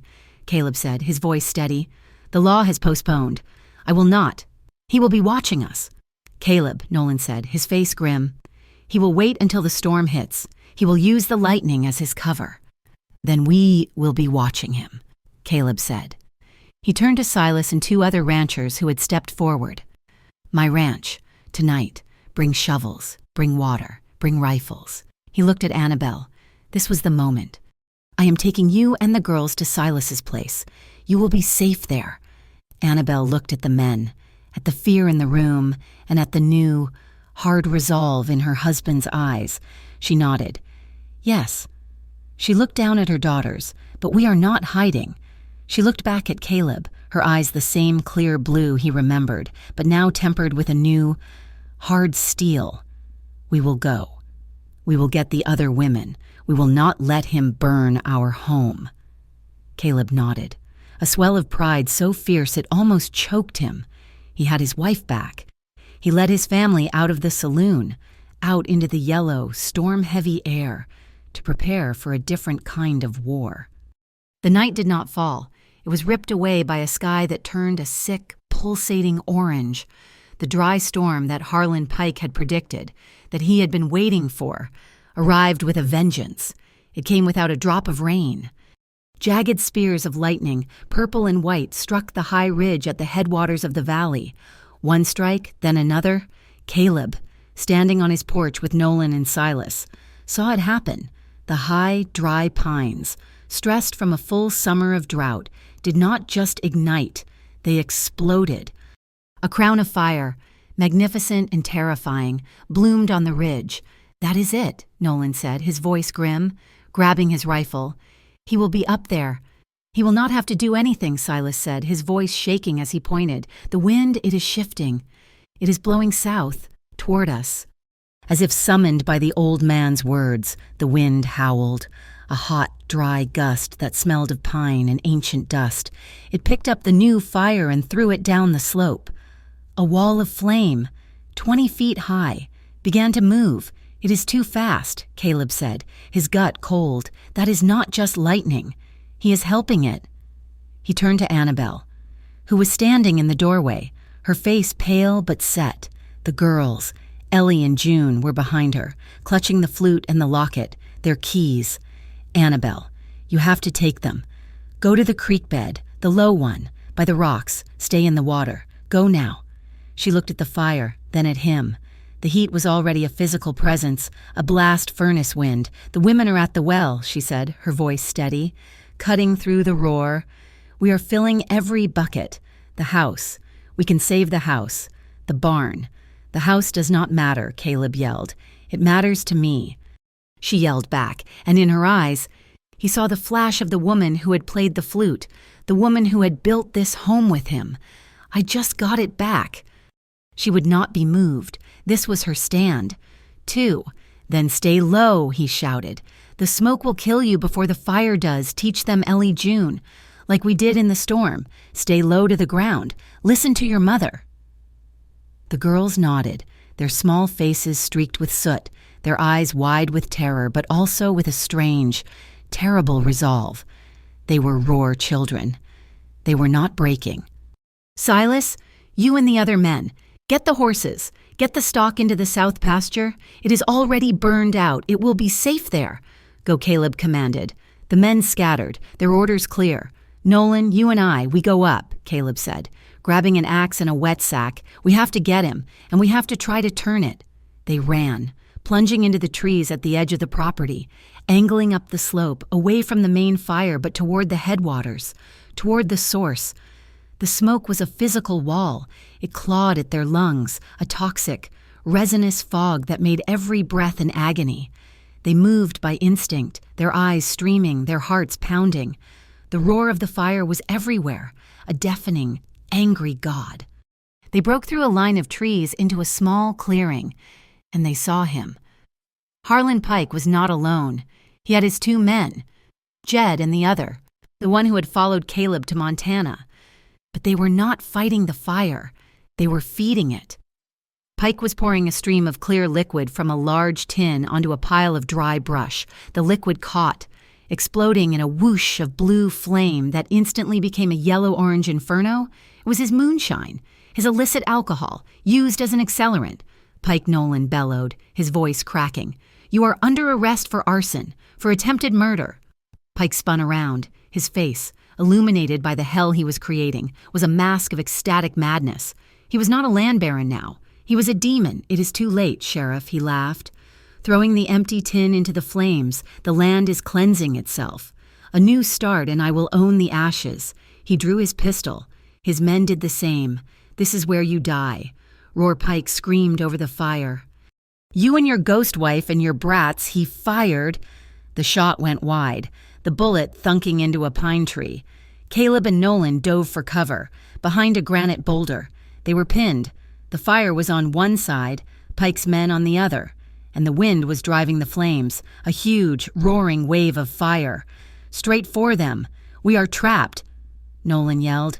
No, Caleb said. He pointed, the secondary stream, the one Annabelle was leading the women to. It is dry, but the bed is deep. We can use it as a trench. He broke cover, running low, and fired his rifle. He did not aim to kill. He aimed at the rock above Jed's head. A spray of granite chips made the man scream and duck. Move, Nolan. Now they ran, stumbling, sliding down a steep ravine into the narrow cut of the dry creek bed. It was full of smoke, but it offered cover. Pike and his men followed, firing down at them. He's trying to trap us in the gulch, Caleb yelled, coughing, his lungs on fire. They ran, leaping over fallen, burning logs. The heat was scorching their clothes. A large, burning branch, a widowmaker, cracked overhead. It fell with a sound like a cannon shot, landing directly in front of them, blocking the path, showering them in a volcano of sparks. Nolan cried out. He tripped, falling, and his leg buckled under him with a wet, snapping sound. He screamed, a high, thin sound. His leg was broken. Go! Caleb, he gasped, trying to raise his pistol. Go save your family. Caleb looked at him, then at the wall of fire, then at the men coming down the slope. He grabbed Nolan, hooking his arms under the sheriff's. You are not dying here, he roared. He began to drag him, the older man's dead weight a terrible burden. Leave me, that is an order. I do not take your orders. Caleb grunted, pulling him over a rock. A shot. The bullet whined past Caleb's ear. So close he felt the heat of it. Pike was standing on the ridge above them, silhouetted against the red sky, laughing. The rat in a trap, he bellowed. One for the lawman, one for the rancher. He took careful aim, his pistol steady. Annabelle was not at the well. She had seen the new fire, the blue, fast-moving fire. And she knew. She knew it was Pike. She had sent the other women, her ranch wife instincts snapping into place, her voice sharp with a command they all recognized. Get the water to the barn, soak the roof, go. But she had taken Ellie and June. Stay low, the way he taught you. Follow me. She had grabbed a long bridle rein from the fence. She did not know why. Her hands just knew it was a tool. She moved, not to the house, but toward the fight. She moved along the small irrigation ditch, a line of water she and Caleb had dug by hand 6 years ago. She was not a ghost. She was a wife. She was a mother. She was protecting her territory.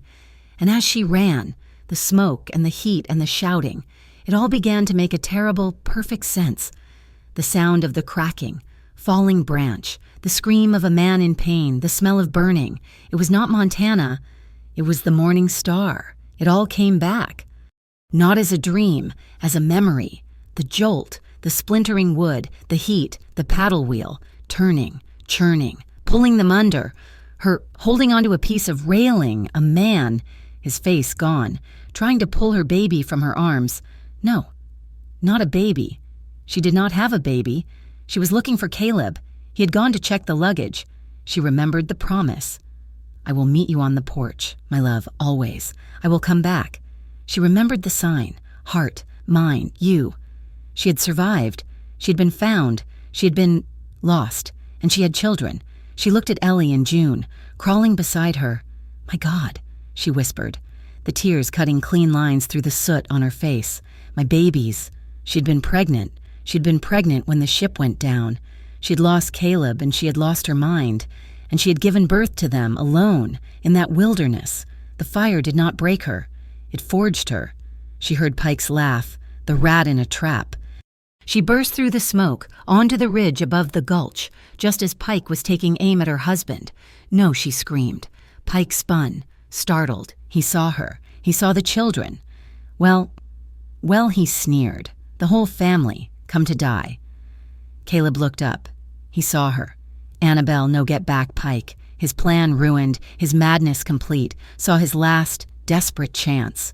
He lunged, not at Annabelle, but at the closest child. He grabbed Ellie, pulling her in front of him, his arm a vice around her throat. Drop the rifle. Roar, he screamed, his pistol at Ellie's temple. Drop it, or I will kill her right here. Ellie did not scream. She kicked, her small boot connecting with Pike's shin. Daddy, she cried. Caleb froze. He could not shoot. He could not move. Annabelle did not hesitate. She was 10 feet away. She still held the leather bridle rein. With a flick of her wrist, the one that used to cast a fishing line, the one that knew how to snap a mule into action, she sent the heavy brass buckle at the end of the rein flying. It was not a wild swing. It was a precise, calculated strike.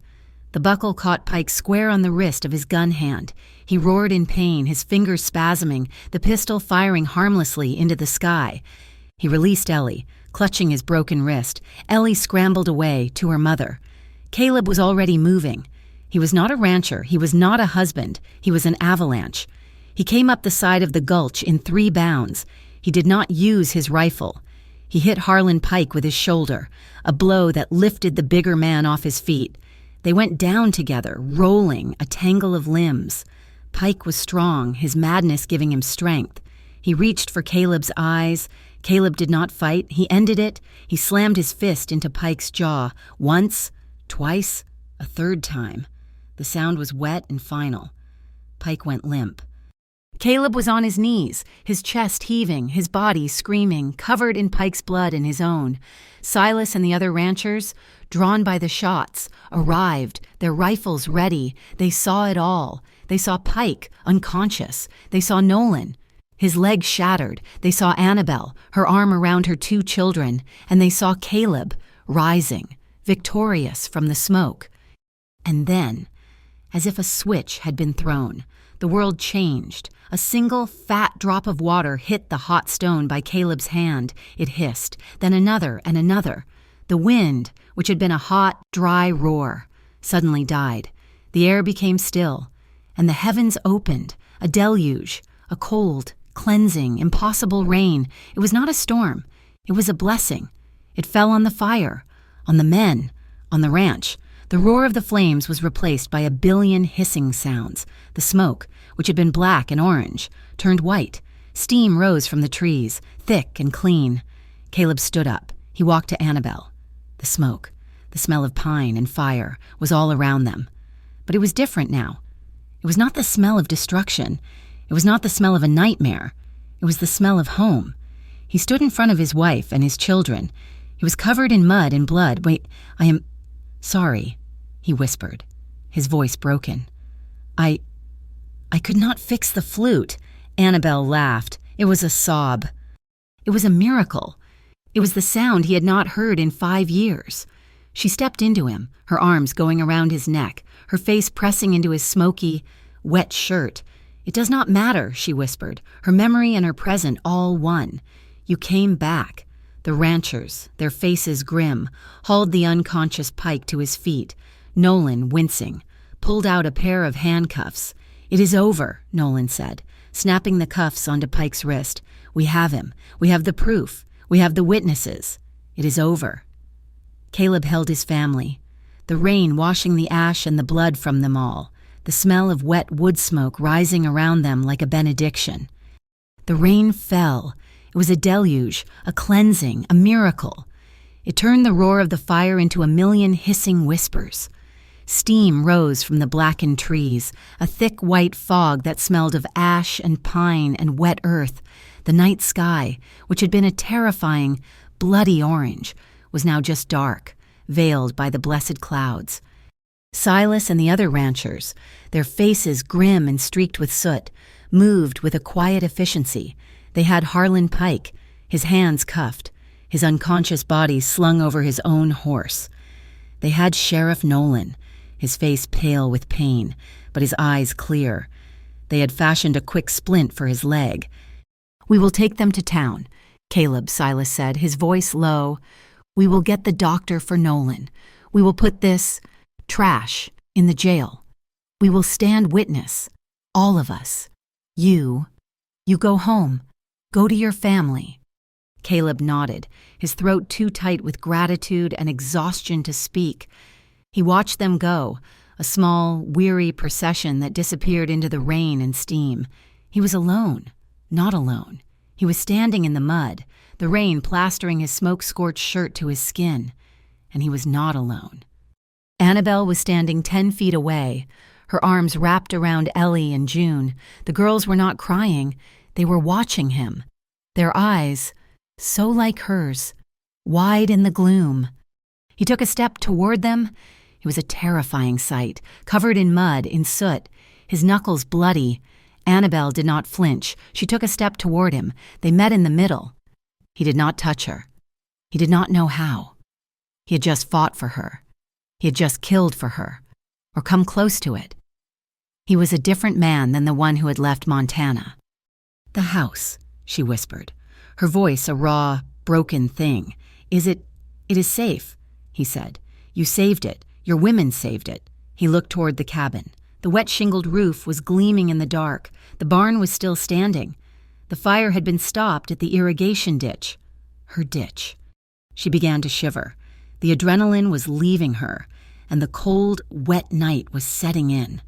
Her body was trembling, a deep, bone-chilling quake. He saw it. The widower, The man of 5 years was gone. The husband had returned. "Come," he said, his voice rough. He put his hand, not on her arm, but on her back, a simple, steady pressure, a guide. "Let us go inside." He herded his family through the mud, toward the porch. He did not let them go in. "Wait here." He went inside the dark, cold, blessedly dry house. He moved with a purpose he had not had in 5 years. He found the wool blanket, the heavy one from his own bed, the one he had laid on the floor for the girls. It was the only clean, warm thing he owned. He came back out onto the porch. She was huddled against the post, the girls at her feet. He opened the blanket, the wool smelling of cedar and old memories. He did not just hand it to her. He wrapped it around her, his arms going all the way around her, pulling the thick material tight. For a moment, he was holding her.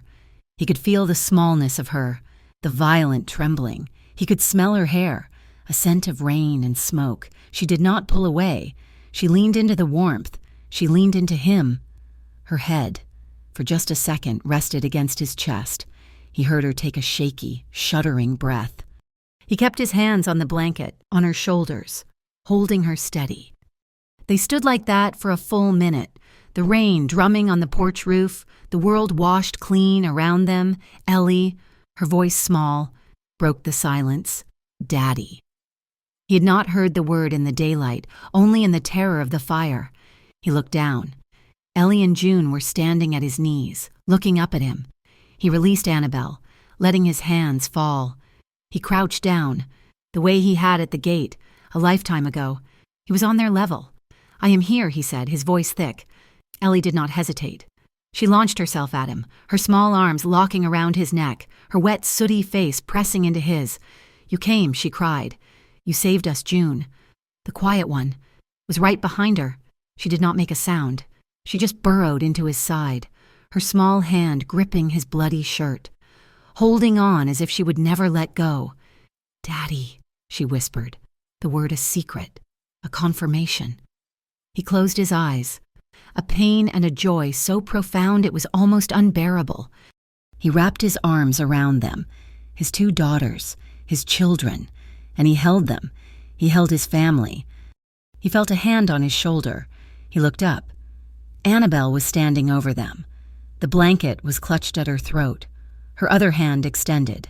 She was not touching him, not quite. She was looking at his bloody knuckles, at the deep gash on his cheek he had not known he had. Her hand, her scarred, trembling hand, came to rest on his. It covered his hand, the one that was holding June. She did not say a word. She just looked at him. Her eyes, clear and blue and full of memory, made a promise. "I am here. I am with you. This is my choice." She was claiming him, just as he had claimed them. He stood up, bringing the children with him, one on each hip. He was a man with his arms full for the first time in his life. He looked at his wife. The world had been reduced to the space of the porch, the sound of the rain, the smell of wet wool and smoke, the feeling of 2 small, trusting bodies, and her. He did not set the children down. He looked at her, Annabelle. He said, and he kissed her. It was not a kiss of passion, of fire, of the things he had dreamed of in his lonely bed. It was a kiss of arrival. It was a kiss of quiet, desperate gratitude. His lips were chapped, tasting of soot and rain. Hers were cold, trembling and salty with tears. He was not taking. He was asking, "Are you here? Are you real?" He breathed in. He breathed in the smell of her, the rain, the wood smoke that was his, and the faint, sweet scent of her, of Annabelle, that was underneath it all. She kissed him back. It was a movement as soft as a breath. Her cold lips warmed against his. Her hand, the one that had been on his, moved up, her fingers sliding into his wet hair. It was a promise. "I am here. I am real." They broke apart, but they did not move away. They rested their foreheads together. This was the true meeting, eye to eye, breath to breath, soul to soul. "You came back," he whispered, his own tears finally tracking through the grime. "No," she whispered, her eyes closed, her breath his. "I was lost. You found me." She pulled back, just enough to see him. Her face, in the gloom, was the most beautiful thing he had ever seen. She lifted her right hand, slowly, with a deliberation that was all her own. She touched her chest. Over her heart, she touched her forehead, and she pointed 2 fingers. Straight at him, my heart, my mind, all for you, the sign, the promise, the signature of her soul. His own hand, big and clumsy, came up. He mirrored her, heart, mind. He pointed at her. You? I am home. Caleb, she whispered, and this time, the tears were her own. I am finally home. He led them inside. The house was cold. He did not light a lamp. He went to the hearth. He had wood, dry and stacked, just as he always did. His discipline, his routine. He laid a fire. He struck a single match. The flame caught, bright and clean. It was not the fire of the morning star. It was not the fire of Harlan Pike. It was his fire. A hearth. The warm, yellow light pushed the shadows back. It illuminated the small, sparse room. It illuminated his family. The girls, their exhaustion finally overwhelming them, slid off his lap. They did not go to the mattress. They curled up on the old bearskin rug he had in front of the hearth, their bodies instantly tangling together. He took the wool blanket from Annabelle. He laid it over them. Annabelle sank down onto the rug, next to them, her hand stroking Ellie's hair. She was watching the flames, her face soft in the firelight. Caleb did not sit with them. He sat in his own chair, the hard-backed chair of the widower, and he watched them. He watched his wife and his children, safe, warm, and asleep, in his house. The fire crackled, the rain pattered on the roof. The silence was not empty. It was full. It was full of breathing, of safety, of peace. Annabelle's head began to nod. Her eyes fluttered closed. She slumped sideways, her head coming to rest on the edge of the rug, her hand still touching June's. He sat, and he watched them sleep for what must have been an hour. He was their guardian, their protector. Finally, he stood. He was aching in every bone. But there was one more thing to do. He took the heavy wool comforter from his mattress, the one the girls had been on. He carefully, silently, lifted Annabelle, just enough to slide the comforter under her. He did not want to move her. He laid a thick quilt on the floor, next to her, next to his children. He lay down, not touching them, but beside them, a wall between them and the door. He fell asleep in his own house, for the first time. Not as a widower, but as a husband and a father. He woke before dawn. The rain had stopped. The house was filled with the gray, pre-dawn light. They were all still asleep. A knot of arms and legs, a family, on his floor. He stood, his body a map of pain, and moved silently. He built up the fire. He put a pot of coffee on. He found his sharpest knife, the one he used for whittling. He stepped out onto the damp, clean-washed porch. The air was cold, smelling of pine and wet earth. He looked at the heavy beam that held up the porch roof, the beam she had leaned against, the beam he had built. He put his hand on the wood, and he began to carve. He was not a poet, but he knew the words. He carved the phrase that had lived in his wife's lost memory, a phrase that was now his own. When hands forget, let the heart remember. He etched it deep into the wood of their home, a promise, a testament. The rain that had saved them continued for 2 full days, a steady, soaking wash that scrubbed the sky clean and turned the ash to mud. It was a baptism for the valley. When the sun finally returned, it rose on a changed world. The air was cool, the earth was dark and soft, and the future, which had been a question of survival, was now a question of living. A week later, Judge Barrows returned to Gentry Ridge. He was not, Caleb noted, staying at Pike's Hotel. He was staying in the modest room above the general store, and he did not convene his court in the saloon. He held it in the chapel, the one place Harlan Pike had never dared to claim.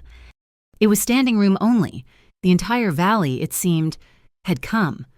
Sheriff Nolan, his leg propped up on a stool and bound in clean white splints, was the first to speak.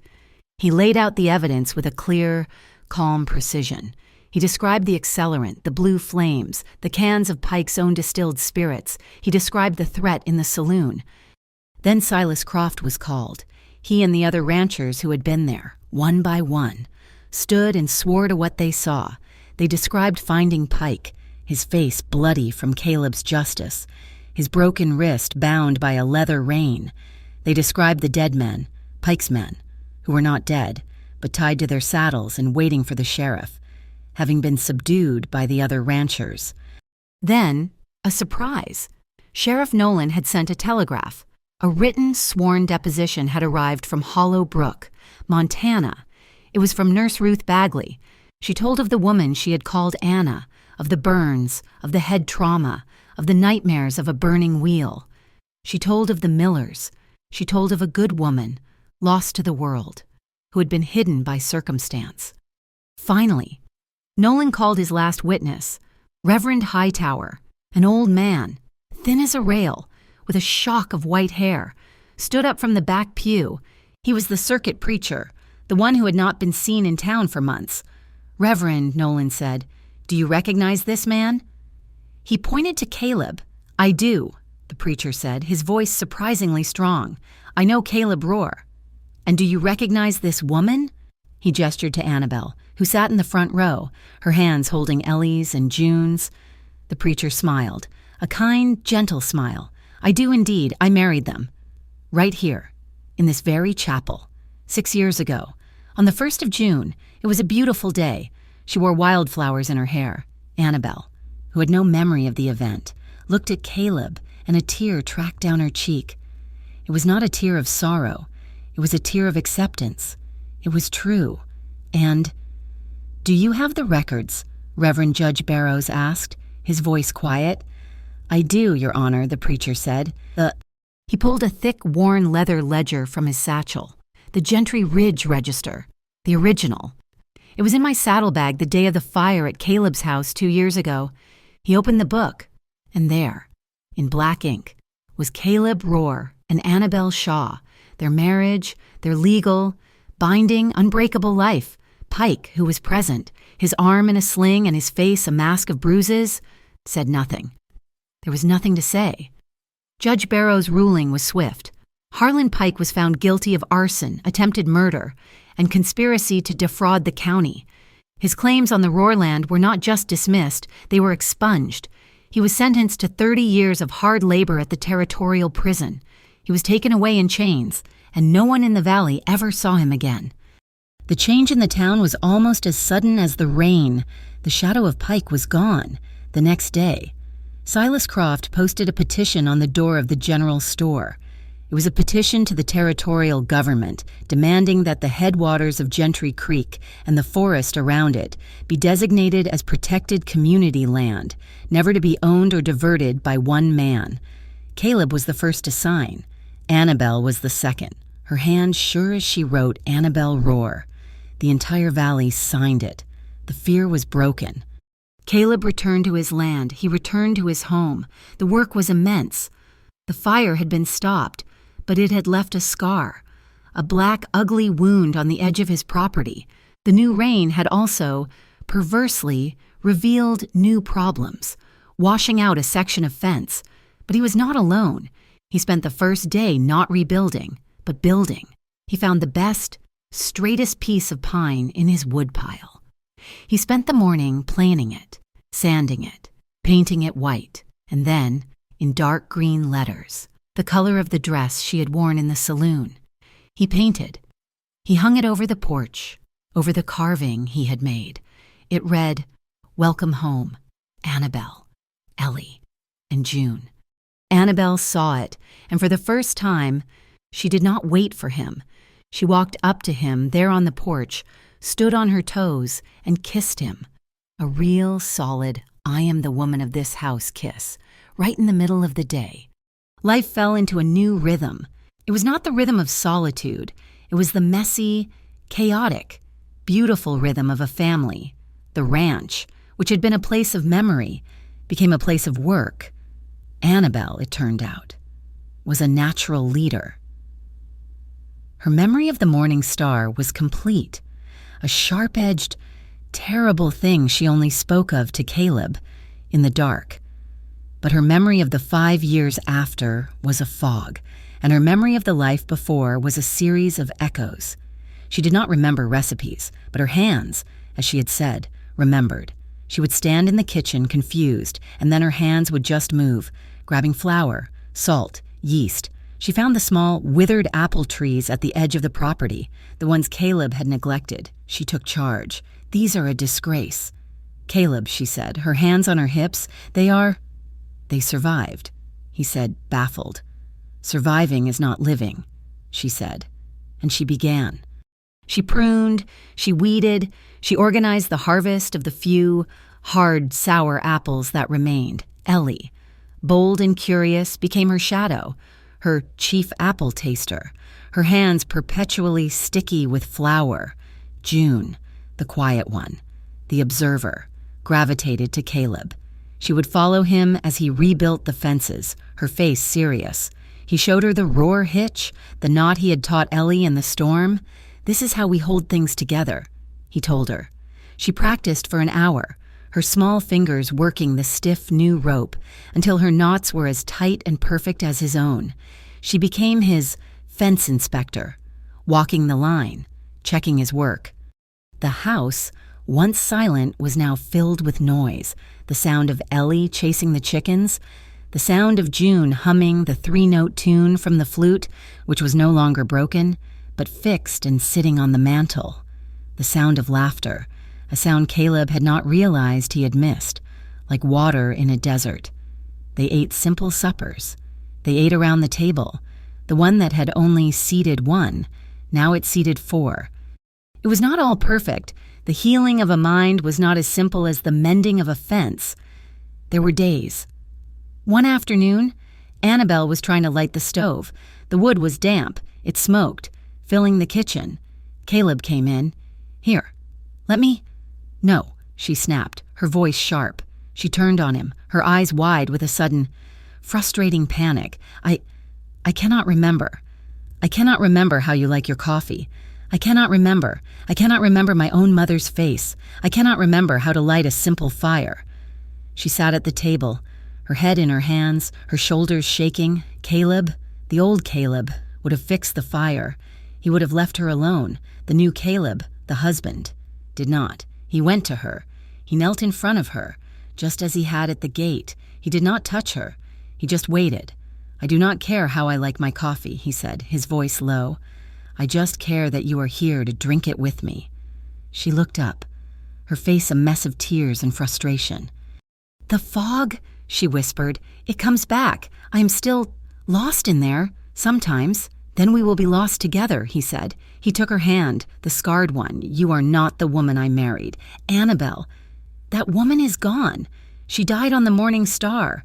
And I am not the man you left. He died of grief. I am this man. You are this woman. And I love this woman. I love her scars. I love her anger. I love her hands. I do not care what you remember. I only care that you are here." He stayed kneeling until her tears stopped. She stood up, wiped her face, and lit the fire.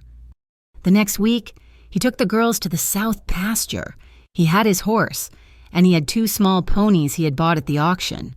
Pike's assets, the saloon, the hotel, the lands he had stolen, had all been sold at public auction.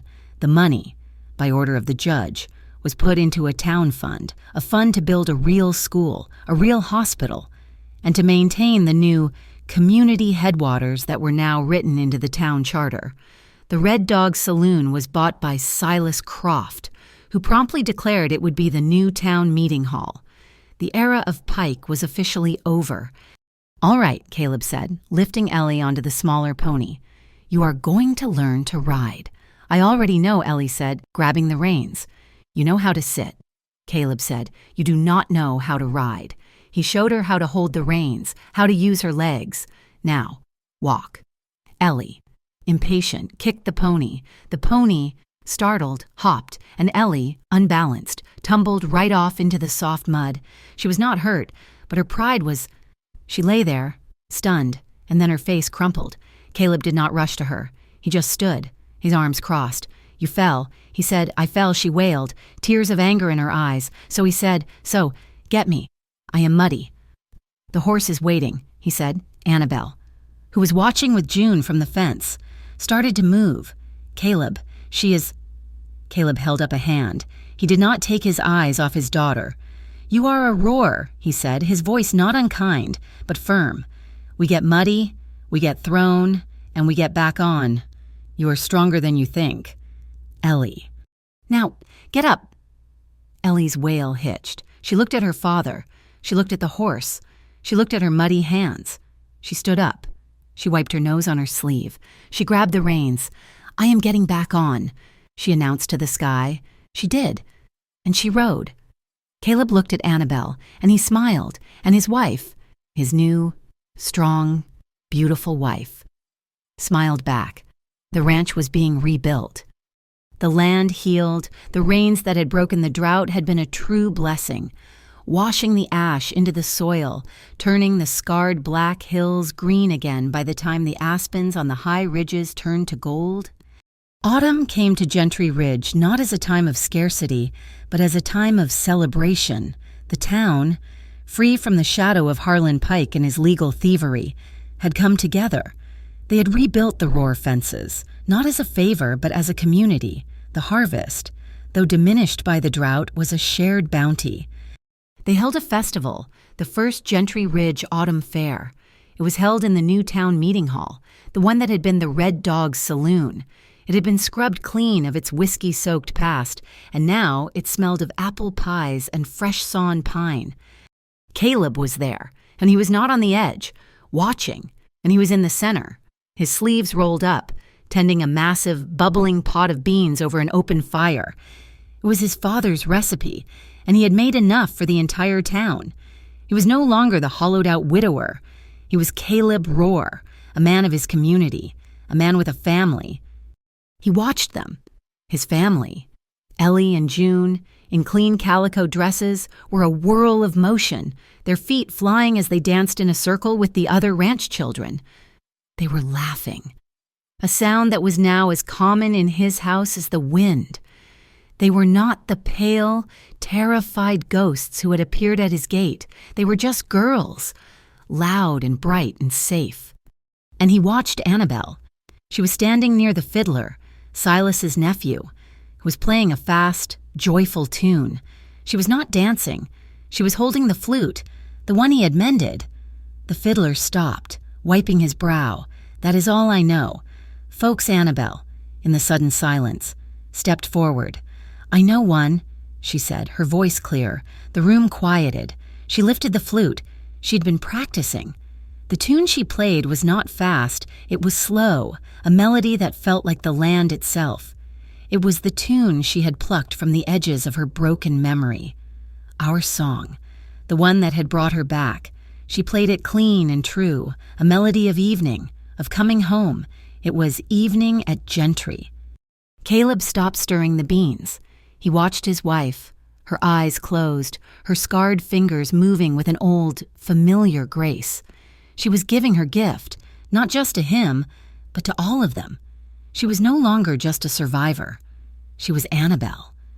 When she finished, there was a moment of profound silence. Then the room erupted. The applause was thunderous. She opened her eyes, startled, and a deep blush rose on her cheeks. She looked across the room and found Caleb's eyes. He did not applaud. He just looked at him. He just loved her. Later, as the sun went down, casting long blue shadows, he was sitting with Silas by the fire. Good beans, son, Silas said, knocking his pipe against his boot. Good rain, Caleb replied, looking at the full water barrels. Aye. Silas was quiet for a long time. This year, it was enough. Next year, the drought always comes back. Caleb nodded. He looked at the valley. His valley, I was thinking. Up by the headwaters, where Pike burned. The rocks form a natural bowl. If we were to build a wall, a small one, just 8 feet high. Silas looked at him, his eyes sharp. A dam, a reservoir, a community reservoir, Caleb said, the idea taking full shape as he spoke it. We catch the runoff. We hold the rain. When the water is high, we save it. When it is low, we share it. Silas chewed on his pipe stem. That is a lot of work. That is a new way of thinking. We are a new town, Caleb said. Across the clearing, Annabelle was sitting with Martha Miller, who had made the long journey from Montana for the hearing and had stayed, at Annabelle's insistence, as a guest. "You are a fine teacher, Martha," Annabelle said, pouring her a cup of cider. "I am just a farm wife, child." "Same as you," Martha said, her kind eyes crinkling. "You taught me. You were patient. My girls, they need to learn to read. Ellie is smart, but she is wild. And June sees everything, but she needs the words. There will be a school." Martha said, "I heard the talk. From Pike's money. A school in town is one thing," Annabelle said, her gaze distant as she watched her daughters. "But what about the children out here? The ranch children. It is too far to ride in winter." She looked at Martha, a new resolve in her eyes. "I was thinking, our front room. It is warm. I have the Bible. I can get a slate. Maybe I can teach them." Martha smiled. "I think, Annabelle Roar, that you can do anything you set your mind to." That night, the house was quiet. The girls, exhausted, had fallen asleep in the wagon on the way home, and Caleb had carried them to their new beds. He had, with his own hands, built a sturdy pine partition, turning one large room into two. He had built them their own beds, their own space, their own home. Caleb was sitting at the table, oiling a piece of harness leather. Annabelle was at the same table, a new, clean ledger book open in front of her. She was writing. He did not ask. He just enjoyed the quiet, domestic sound of her pen scratching on the paper. Finally, she looked up. He stopped his work. "Caleb," she said, her voice soft. "The fog, it still comes. Sometimes." He nodded, his heart aching for her. "I know, I do not get lost in it," she said, her chin high. "Not anymore. But I am afraid. I am afraid that one day I will wake up, and I will be Anna. That I will not know you. Then I will know you," he said, his voice a low, steady rumble. "I will remind you. I will tell you who you are. Every day. Until you remember." "I am writing it down," she said. She turned the ledger toward him. On the first page, in her careful, clear handwriting, she had written, "If you forget," below it, the list began. 1. Your name is Annabelle Roar. 2. Your husband is Caleb. He is the man who smells of wood smoke. He is steady, and his hands are kind. You love him. 3.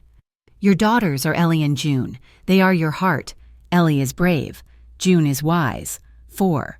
You were lost in a fire. You were found. You are home. This house. Gentry Ridge. This is your anchor.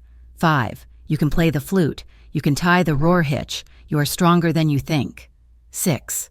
Memory can betray. Loyalty cannot. Trust the man who came for you. Caleb read it, his vision blurring. He did not say anything. He just reached across the table and covered her hand with his. She was not just healing. She was fighting. She was the bravest person he had ever known. Time passed. The golden autumn gave way to the hard, deep white of a Wyoming winter. The snow piled high, isolating the ranch, but it was not a prison. It was a fortress of warmth. One night, a blizzard, a true howling storm, was raging outside. The wind screamed, throwing handfuls of ice against the windows. Inside, the cabin was a pocket of peace. The girls were fast asleep in their room. Caleb and Annabelle were in front of the hearth. The fire he had built was a roaring column of heat. He was sitting in his chair. She was on the rug, her back against his knees, her head resting on his thigh as she mended a tear in Ellie's dress. The only sounds were the wind, the crackle of the fire, and the soft sound of her needle pulling thread. It was a perfect domestic silence, a silence they had earned. She finished her stitch and tied it off. She bit the thread. She did not move to get up. She just rested her head against his leg. "It is cold out there," she murmured. "It is," he said, his hand resting lightly on her hair. "But it is warm in here." She turned her head, looking up at him.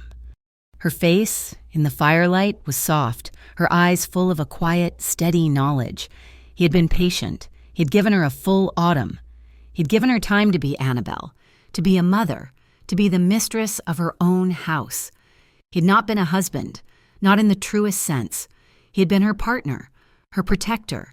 He had been sleeping on a small cot in the corner of their room, giving her the bed. He had not demanded, he had not asked, he had waited. She reached up and took his hand, the one in his lap. She pulled it from his lap and laced her fingers with his. "Caleb," she whispered. He said nothing. He just watched her. "You have been sleeping on that cot since October," she said, her voice a low murmur. "I am a patient man," he replied, his voice thick. A small, slow smile touched her lips. "I know," she said. "I am not—" She rose, in one fluid motion, to her knees in front of him. She took his other hand. She was now holding both. "My memory, it is not perfect," she said, her eyes holding his. "But in this I am very clear. I remember what it is, to be your wife. I remember wanting—" He looked at her, at the open, honest, consenting love in her eyes. This was not the girl he had married. This was a woman forged in fire, strong as the mountains. Annabelle. He breathed, his voice a prayer. "I am home." "Caleb," she said, her voice full of a promise that had nothing to do with the house. Will you come home, too?" He did not need to answer. He leaned down, and he kissed her. It was not the chaste kiss of the porch or the grateful kiss of the reunion. It was a kiss that had 5 years of winter in it, and all the promise of a spring. It was slow and deep and sure. She kissed him back, her hands leaving his to circle his neck, pulling him down. He broke the kiss, but only to rest his forehead against hers. "Are you sure?" he whispered, his own control trembling. "I have never," she whispered back, "been more sure of anything in my entire life." He stood, pulling her up with him. He lifted her, his arms strong, and carried her the few feet from the hearth to their bed, the one that had been his, that was now, finally, theirs. He laid her on the thick wool blankets, and the firelight played over her, over the room, over the start of their new life. The wind howled outside, but in the cabin there was only the sound of the fire and the soft, whispered words of a husband and wife finding their way home. The next morning, the blizzard had passed. The world was a blinding, pristine white. Annabelle was up first, humming as she made coffee. She stopped at the mantel, the one he had built. She picked up the brass locket, the one that had been her only link to a past she could not name. She hung it from a small, square nail driven into the wood. Then she picked up the flute, the one he had mended. She placed it on the mantel, right next to the locket, the memory and the music, the past and the present, side by side, whole. Caleb came up behind her, putting his arms around her waist, pulling her back against his chest. He breathed in the smell of her hair. "Good morning, wife," he murmured into her neck. She leaned back against him, her body soft and sure. "Good morning, husband." That night, he stood on the porch, his ritual, checking the stars. They were sharp and cold, like diamonds on black velvet. The air was still. From his chimney, a thin, steady plume of wood smoke rose, a gray ribbon against the dark, the smell of his home. The door opened, letting a rectangle of yellow light spill onto the snow. Annabelle. She was in her robe, her hair undone. "Caleb Roar," she said, her voice teasing. "Are you coming to bed, or are you planning to count them all?" He smiled, turning. He put his hand on the beam, his fingers tracing the words he had carved. When hands forget, let the heart remember. He walked to her. He did not kiss her. He just looked at her, his heart so full it felt like it might burst. From inside, a sleepy voice called, "Daddy, go to sleep." "Ellie," he called back, his voice gentle. "Good night. Daddy, good night. Mama, good night." "Sweetheart," Annabelle called. Caleb looked at his wife, standing in the doorway of their home. Under the bright Wyoming stars, he lifted his hand, heart, mind. He pointed at her. "You." She smiled, her whole soul in her eyes. She lifted her own hand, heart, mind. She pointed at him. "You." He put his arm around her, and together They went inside, closing the door against the cold, leaving the rest of the world outside. Thank you for listening to this story. I am so glad you could join us for this tale. Let me know in the comments where you're listening from. I love seeing how far these stories travel. Please, if you enjoyed this, be sure to subscribe to our channel, Wild West Tales, and like this video. It helps us more than you know. And if you really want to support the channel, hit that hype button so we can get this story out to even more listeners. We will see you back at the ranch for the next one.